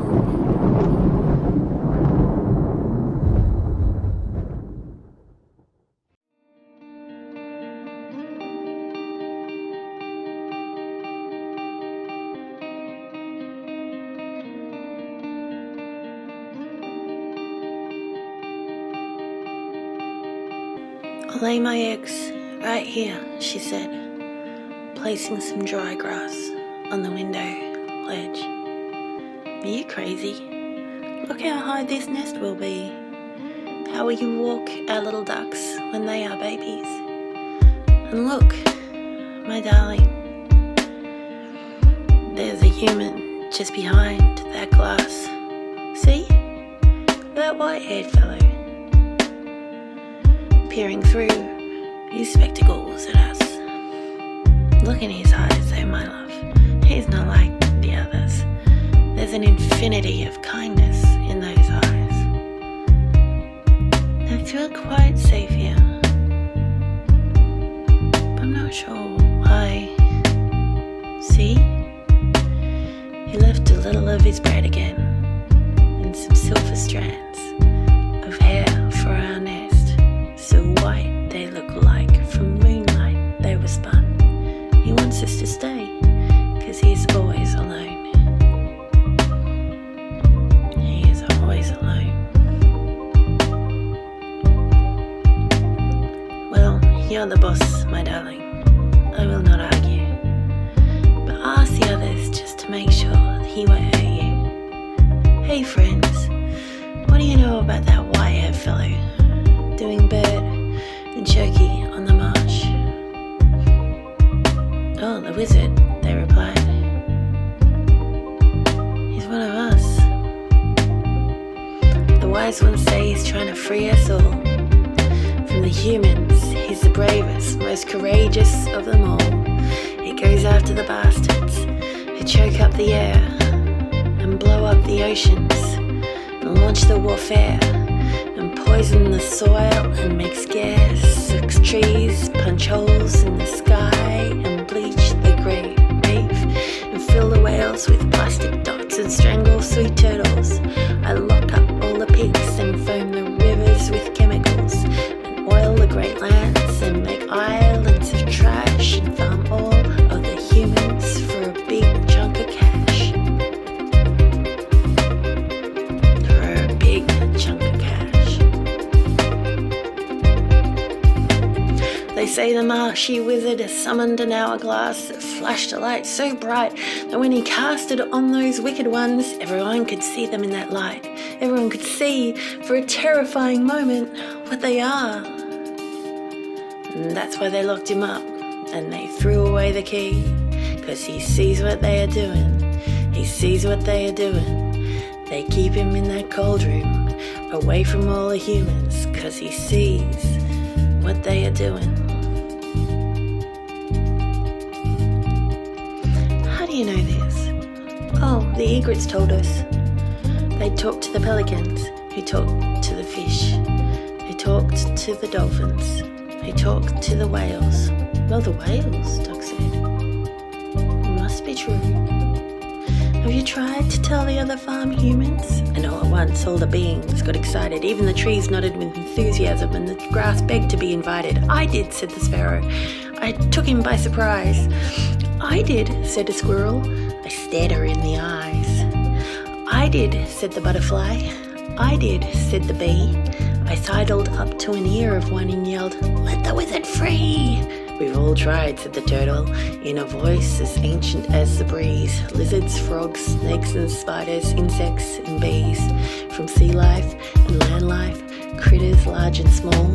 But the wicked ones cast a freezing spell that has them in their thrall. The humans can't see them behind the illusion that they hide.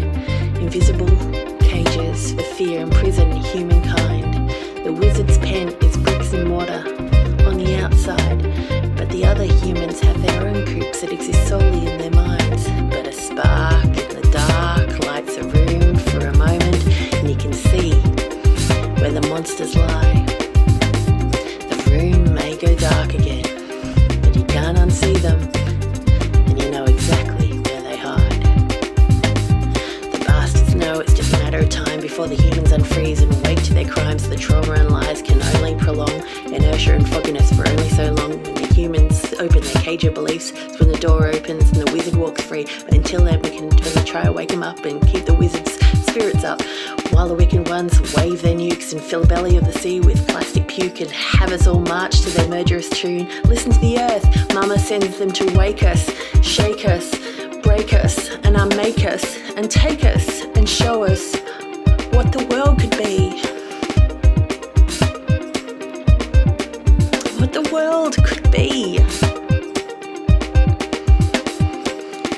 Little duck returned to his love and said, "You are safe, my darling. Let's have our babies here." And they smiled at the strange man behind the plexiglass and waited for the memories to unstick and for the humans to break free.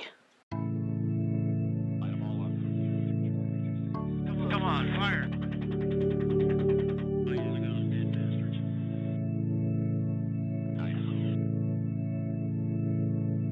Julian tried to help us, showed us how the powerful hide their ground. Yeah.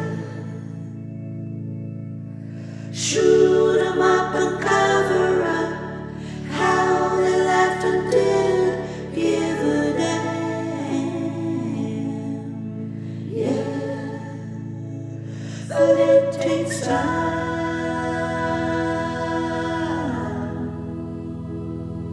It takes time, yeah, to change the world, yeah. Chelsea tried to help us, soldier without fortune, she can clean, yeah.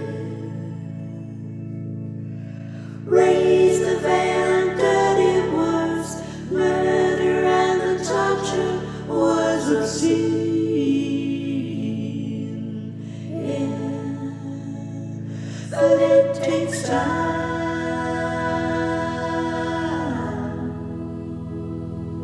It takes time, yeah, to change the world.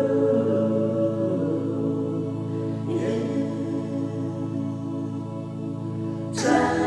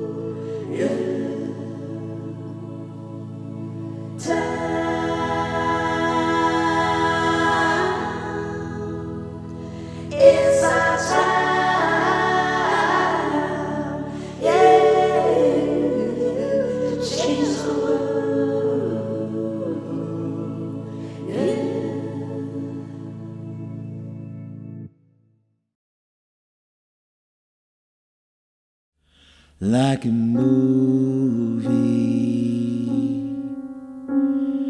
flickering in blue and grey, like a movie. You can't take your eyes away.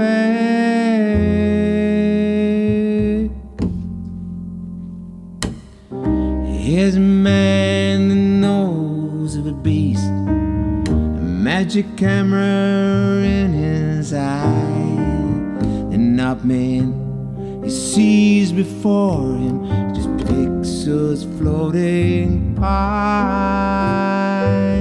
His eyes narrow on the target, his finger is the boss. 7 men go to the dust they came from, underneath his cross, like a movie. Here's a man on an aeroplane. His eyes are tired, his eyes are closed, weary from too much seeing, from 10 years on this road. They took his son, they took his freedom, took away the space to think, took the walls and moved them closer, they pushed them to the brink, like a movie, flickering in blue and grey, like a movie. Betrayal's only one frame away.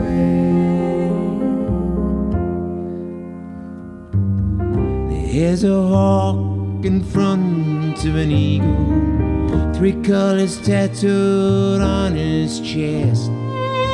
His eyes are flint, his heart is granite. Uncle knows what's best. Let's talk of a man who said too much.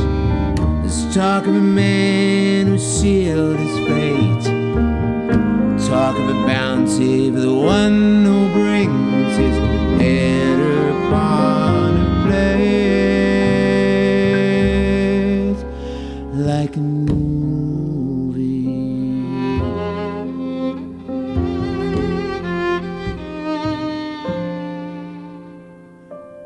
Here's a man in a tiny cell. His tired face is gaunt and pale, walks 10,000 steps each day on the Santiago Trail. His hair is white, despite his eyes were black. His mighty web was a thing of ore. He went in deep, he couldn't come back. He showed us what he saw, like a movie, flickering in blue and grey, like a movie. Dignity will hold no sway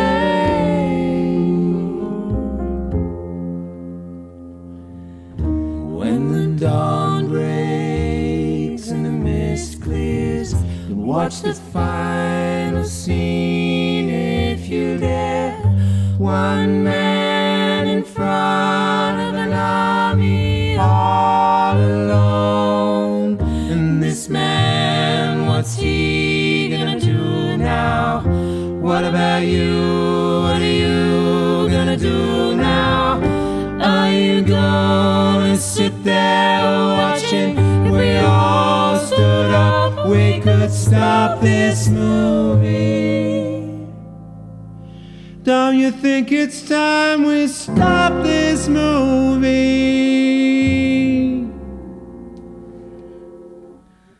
Like a movie.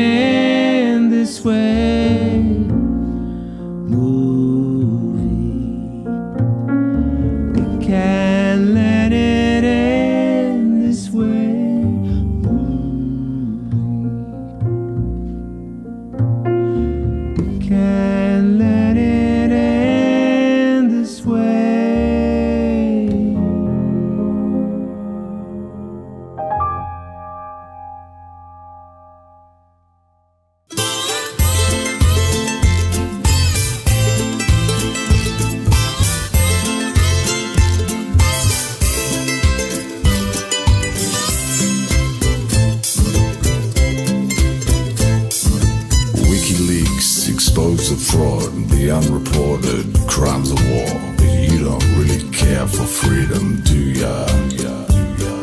Without the sun, without fresh air, the governments don't seem to care. It's not okay, and this is how they rule ya. How they rule ya. How they fool ya. How they rule ya. How they rule ya.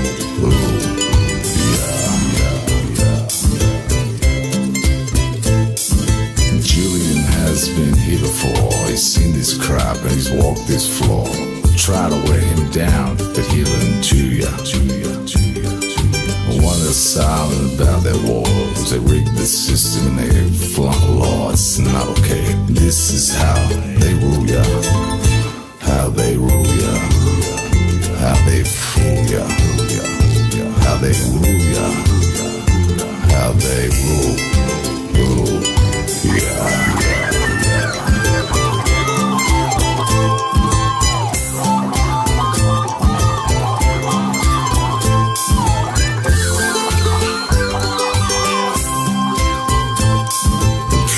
Fans, they loved him so, and even gave him a Walkley Award. Who's there now for Julian? Can't hear. Want him now for espionage. Well, I should tell him the truth, get charged, they torture him. This is how they cruel ya. How they rule ya. How they fool ya. How they rule ya. How they rule ya.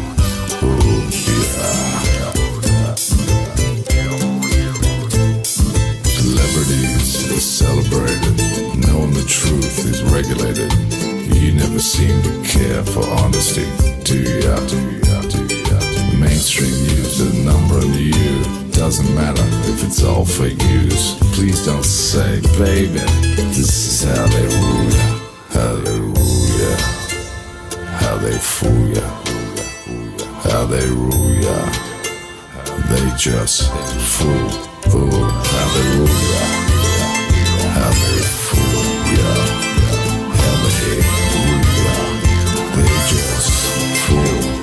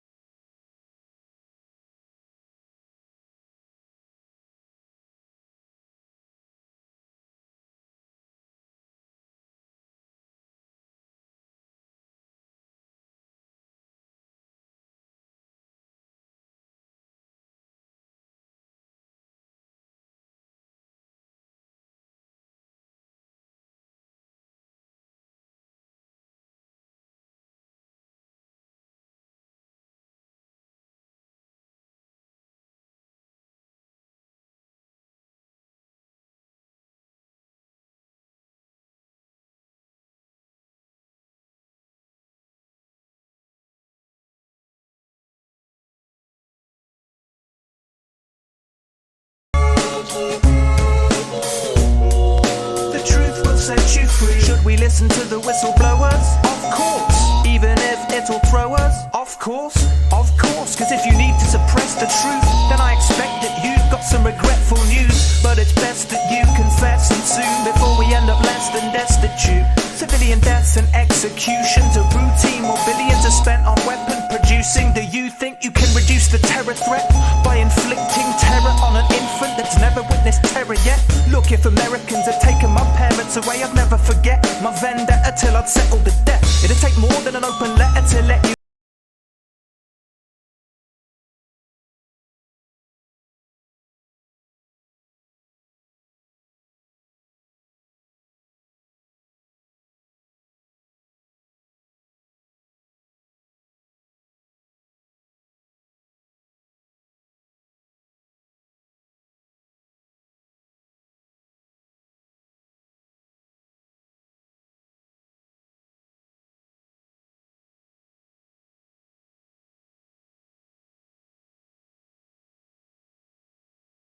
WikiLeaks, one of the most important websites ever. And thanks to everyone who's put their personal safety on the line in order to expose something that they feel needs to be known.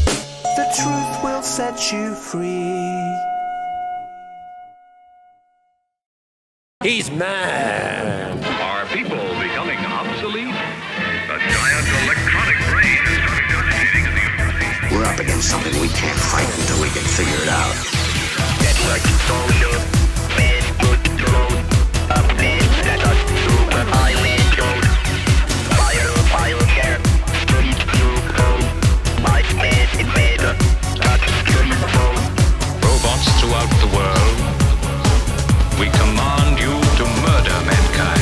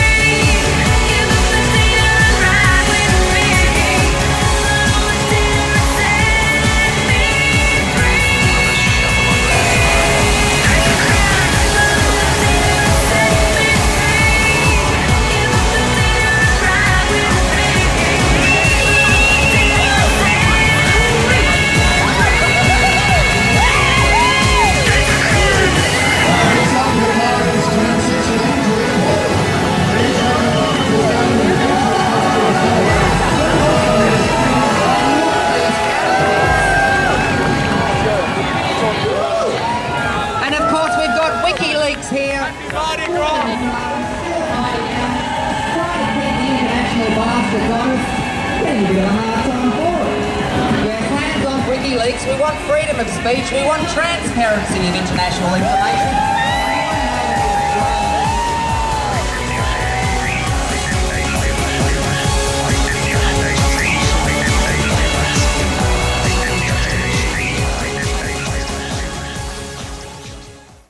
Solved our problem, so the cycle just repeats. See the woman read the coffers, but we never hear a peep. Politicians making promises they never meant to keep. Take the taxes out our pockets just to bomb the Middle East.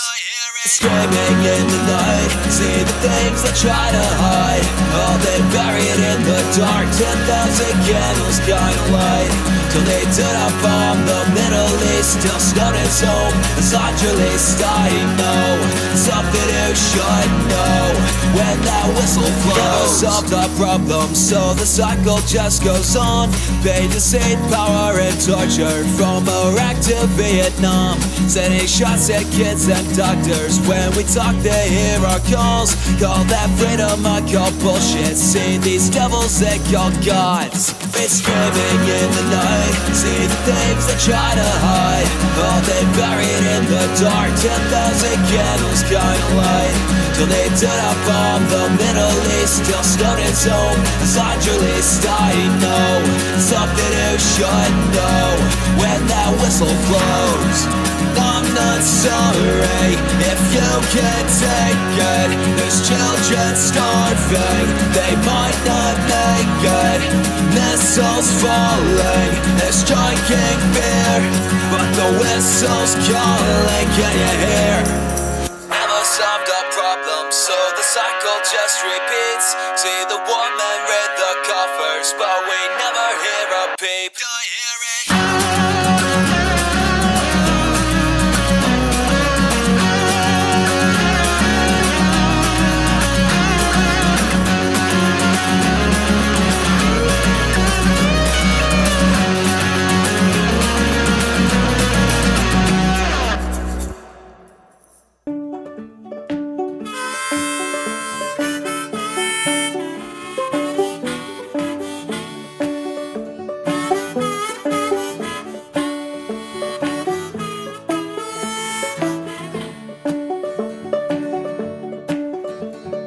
Together around the fire, I'll sing to you a song of a man they called an outlaw and how we done him wrong. He worked as a miner, but he didn't dig for gold. No, he sifted through the secrets and the lies that they told. Yes, he dug for the truth, child, and he gave it away for free. Though he never made a profit, he made lots of enemies.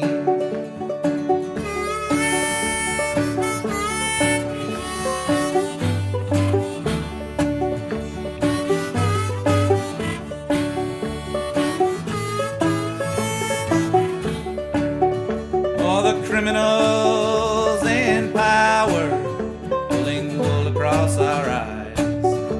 They were deer in his headlights. They were caught in their own lies. He showed us all their spying. He pulled away the veil. Yeah, we learned about their dirty wars. So they hauled him off to jail. There they tortured him and they kept him in a lonesome little cell. All because he told the truth we ain't supposed to tell. And some say he beat them at their dirty little game. But when he had his day in court, he couldn't even say his own name. The whole world, they just turned away, and his mama, Lord, she cried. For though her son was still alive, the outlaw had died. Well, some men are liars, some men are fools, and some men are crucified for breaking all their rules.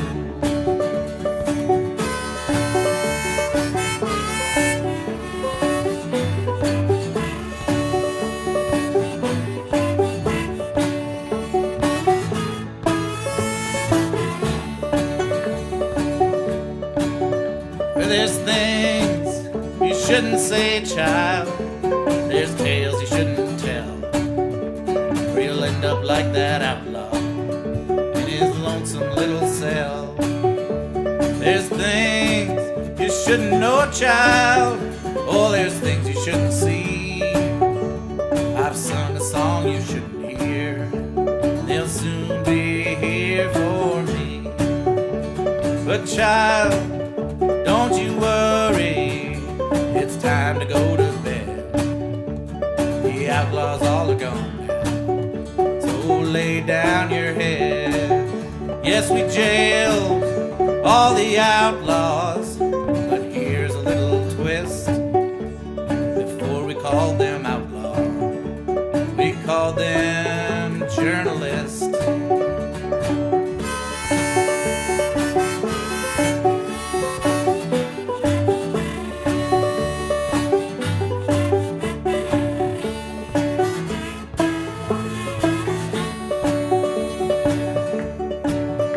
There used to be a saying that the truth will set you free, but the truth is now against the law. Child, take it from me. So gather round the fire and burn another book, and stay away from places you had not to look. Well, some men are killers, and some men are thieves, and some men are outlaws for the things that they believe. That was my song, child. Now you know my tale. I'm the last of the outlaws, and they're hot on my trail. But someday, when the wind blows and the last of us are gone, raise your voice up to the sky and sing an outlaw song. Won't you raise your voice up to the sky and sing an outlaw song?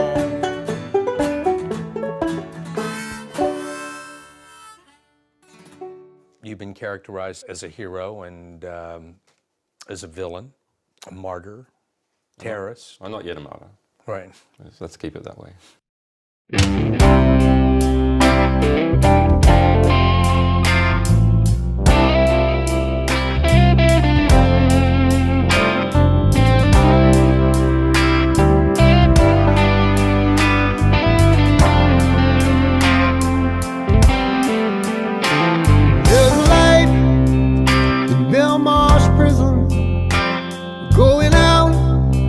Solitary man set the world on fire with the truth about the promised land. Oh, Julian, jailed by evil men. Oh, Julian,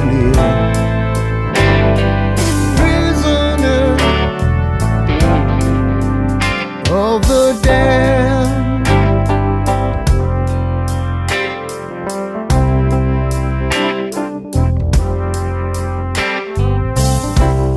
These diabolical schemers, vile vampires drawing your blood.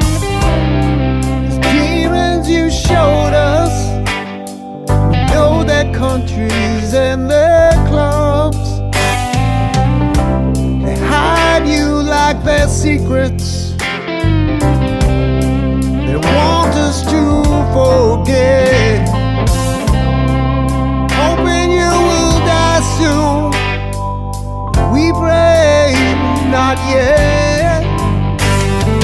Oh, Julian,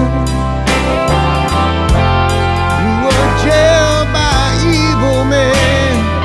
Oh, Julian, prisoner of the damned. And these leaders of the free world at the wheel of the war machine showed the truths their weakness. Now they're killing all our dreams. They hide you like their secrets. They want us to forget, hoping you will die.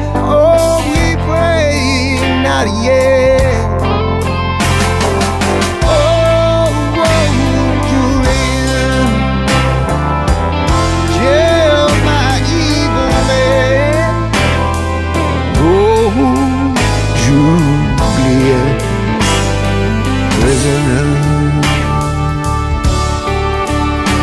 of the day.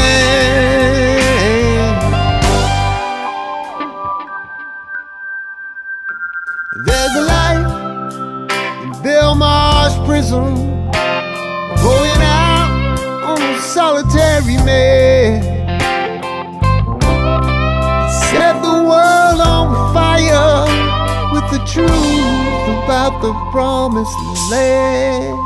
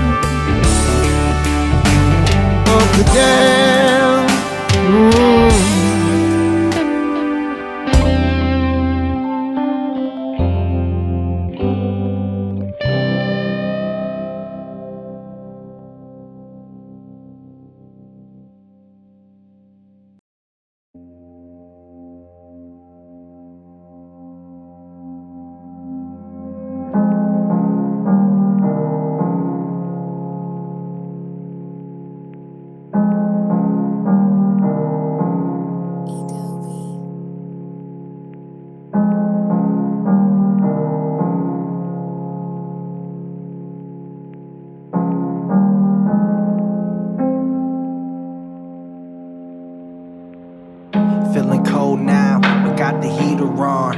Feeling sold out, even though I'm keeping strong. But can I hold out when every bit of freedom's gone? They want me rolled out, never to sing freedom song. I wanna see the sky, I wanna feel the rain, but gotta keep away from windows, that's some window pane. It's just a shame, couldn't have planned out all our dreams. Now I scream, cause there's a man in the machine, but the train is off the tracks, and damn, it's losing steam. I wanna call Christine, I haven't seen since 013. I'm missing life like 3 strikes each night. Seems like 3 nights ain't right. Can't fight, space light, hate life, wanting to be snake-like, shedding off this gray life. In the dark, can't make light, but where I'm headed now is brake lights.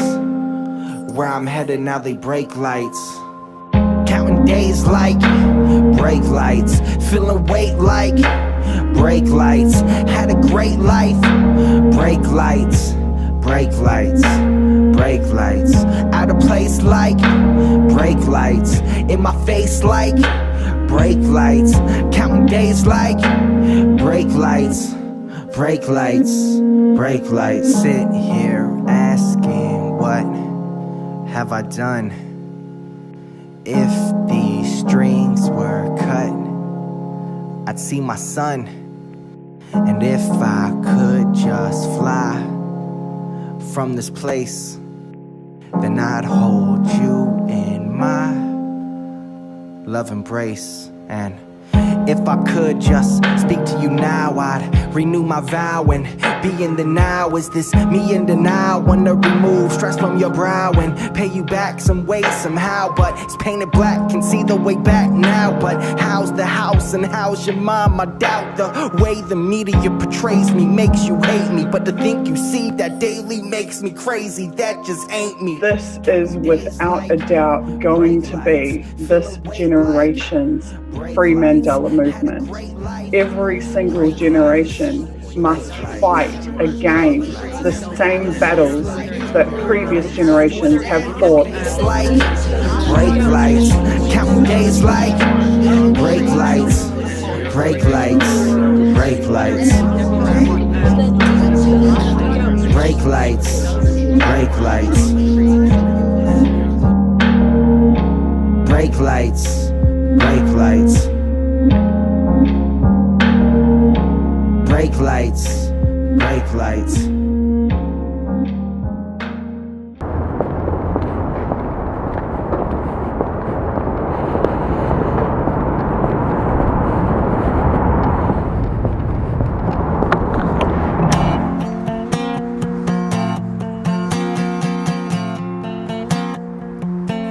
Behind these prison walls,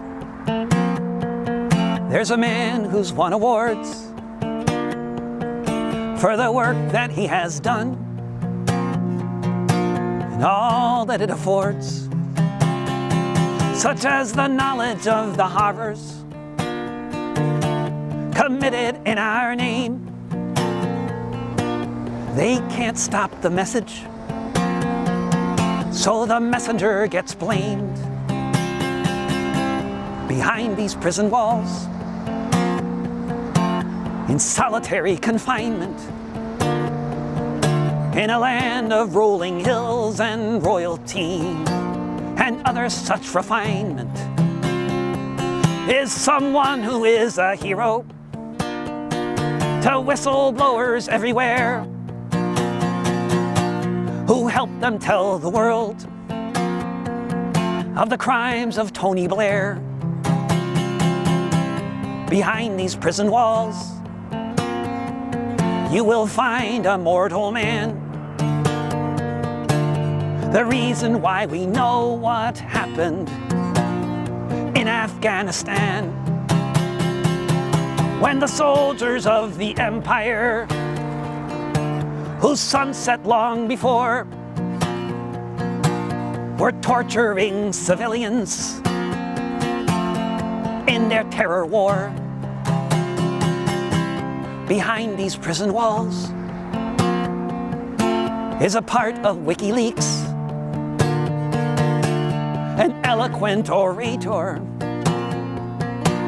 but you won't hear him speak. Locked away in silence, one who knows too well how those in power act when there's another war to sell. Behind these prison walls is one who stands accused of exactly what offenses the U.S. has refused to say precisely which, or to try to clear the mist, or to explain how he's not the same as the other journalists. Behind these prison walls is a person they deprive of most of the things in life that keep us all alive. A person being tortured as we stand here now for revealing the war crimes. Why, when, where, how? Behind these prison walls, our very right to be informed of what the hell is going on is the teacup in this storm. With knowledge there is power, so the solution by the crown, a 24-hour-a-day indefinite lockdown. Behind these prison walls,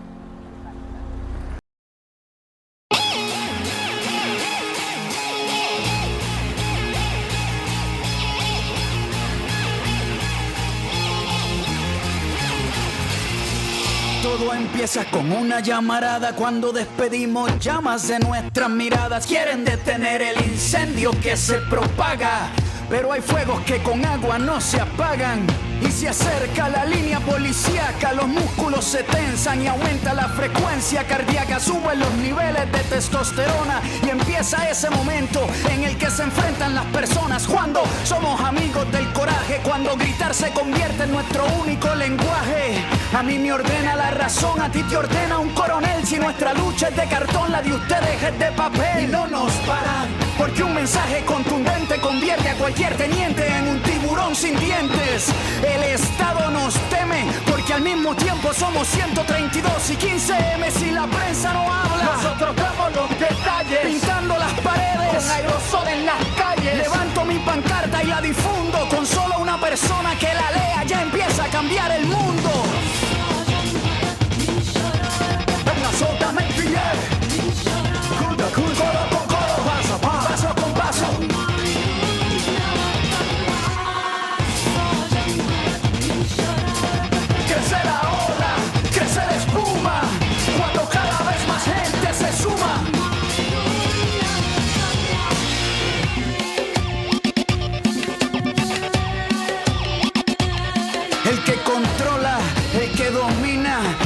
enfermarte para venderte medicina. Y nos endrogan, nos embrutecen. Cualquier pregunta que tengamos la adormecen. Son las mentiras recalentadas. Nos alimentan con carne procesada y la gente sigue desinformada. Una noticia mal contada es un asalto a mano armada. Nos infiltramos, nos duplicamos. Como las células nos multiplicamos. Al que no quiere caldo se le dan 2 tazas. Somos la levadura que levanta la masa. Nuestras ideas son libres y están despiertas, porque pensamos con las puertas abiertas. Lo que no se ve lo estamos viendo. Nacimos sin saber hablar, pero vamos a morir diciendo. En la sota me pillé. Coro con coro, paso con paso.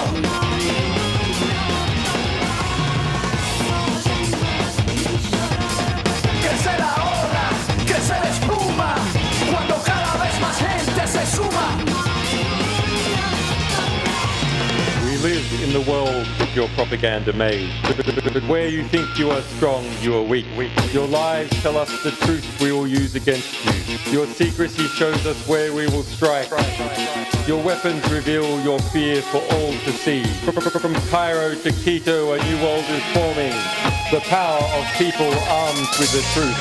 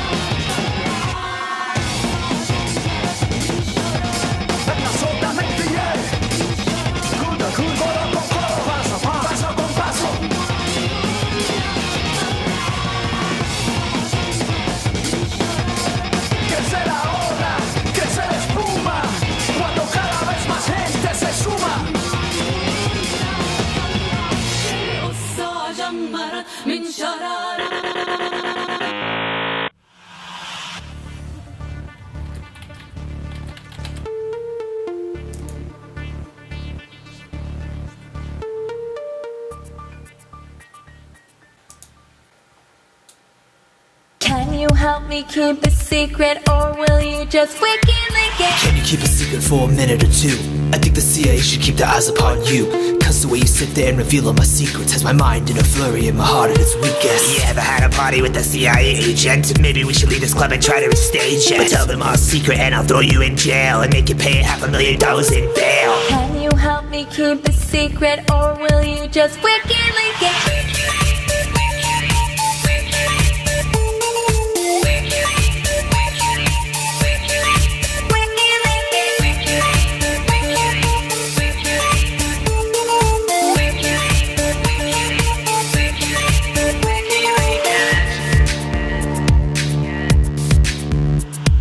I'm sending you a message that you better keep secret. I got your phone tapped and I'll watch as you read it. I think you've been spying down deep in my heart, because even overseas they can't keep us apart. You better check yes when I ask if you love me, cause if you say no, it'll probably get ugly. If you don't love me, better have a good reason. I'm calling up the Pentagon to charge you with treason. Can you help me keep a secret, or will you just WikiLeaks it?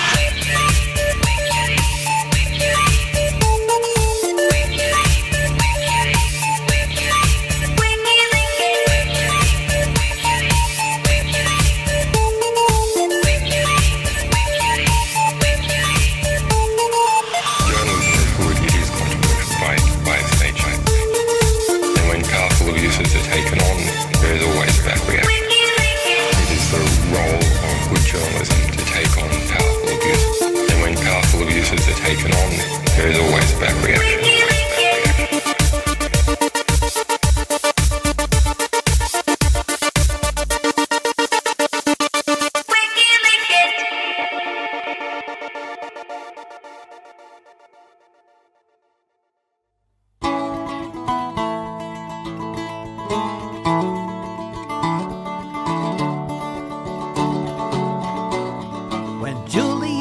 met Stella in the embassy, in the only room for 7 years that he would ever see. Guarded by police, with cops on every street, an unusual situation for the first time you should meet. When Julian met Stella, the time they spent was increasingly within the walls of a little tent, where they could have some privacy from the ever-present gaze, under which he was spending all his nights and days. When Julian met Stella, there was the chance of grace. Perhaps the president would decide to drop the case. They had 2 children beneath the watchful eyes of the Americans and British and all kinds of other spies. When Julian met Stella on Embassy Row, it was before he was abducted and forced to go to Belmarsh prison without a chance to speak, awaiting the extradition that the USA seeks. When Julian met Stella, the folks at the UN and people all around the world spoke out then. This journalist belongs among the free, not in prison for exposing crimes against humanity. When Julian met Stella, we have a chance to turn the pages over. We can write what we want to write. We gotta make things leak so we can get much bolder.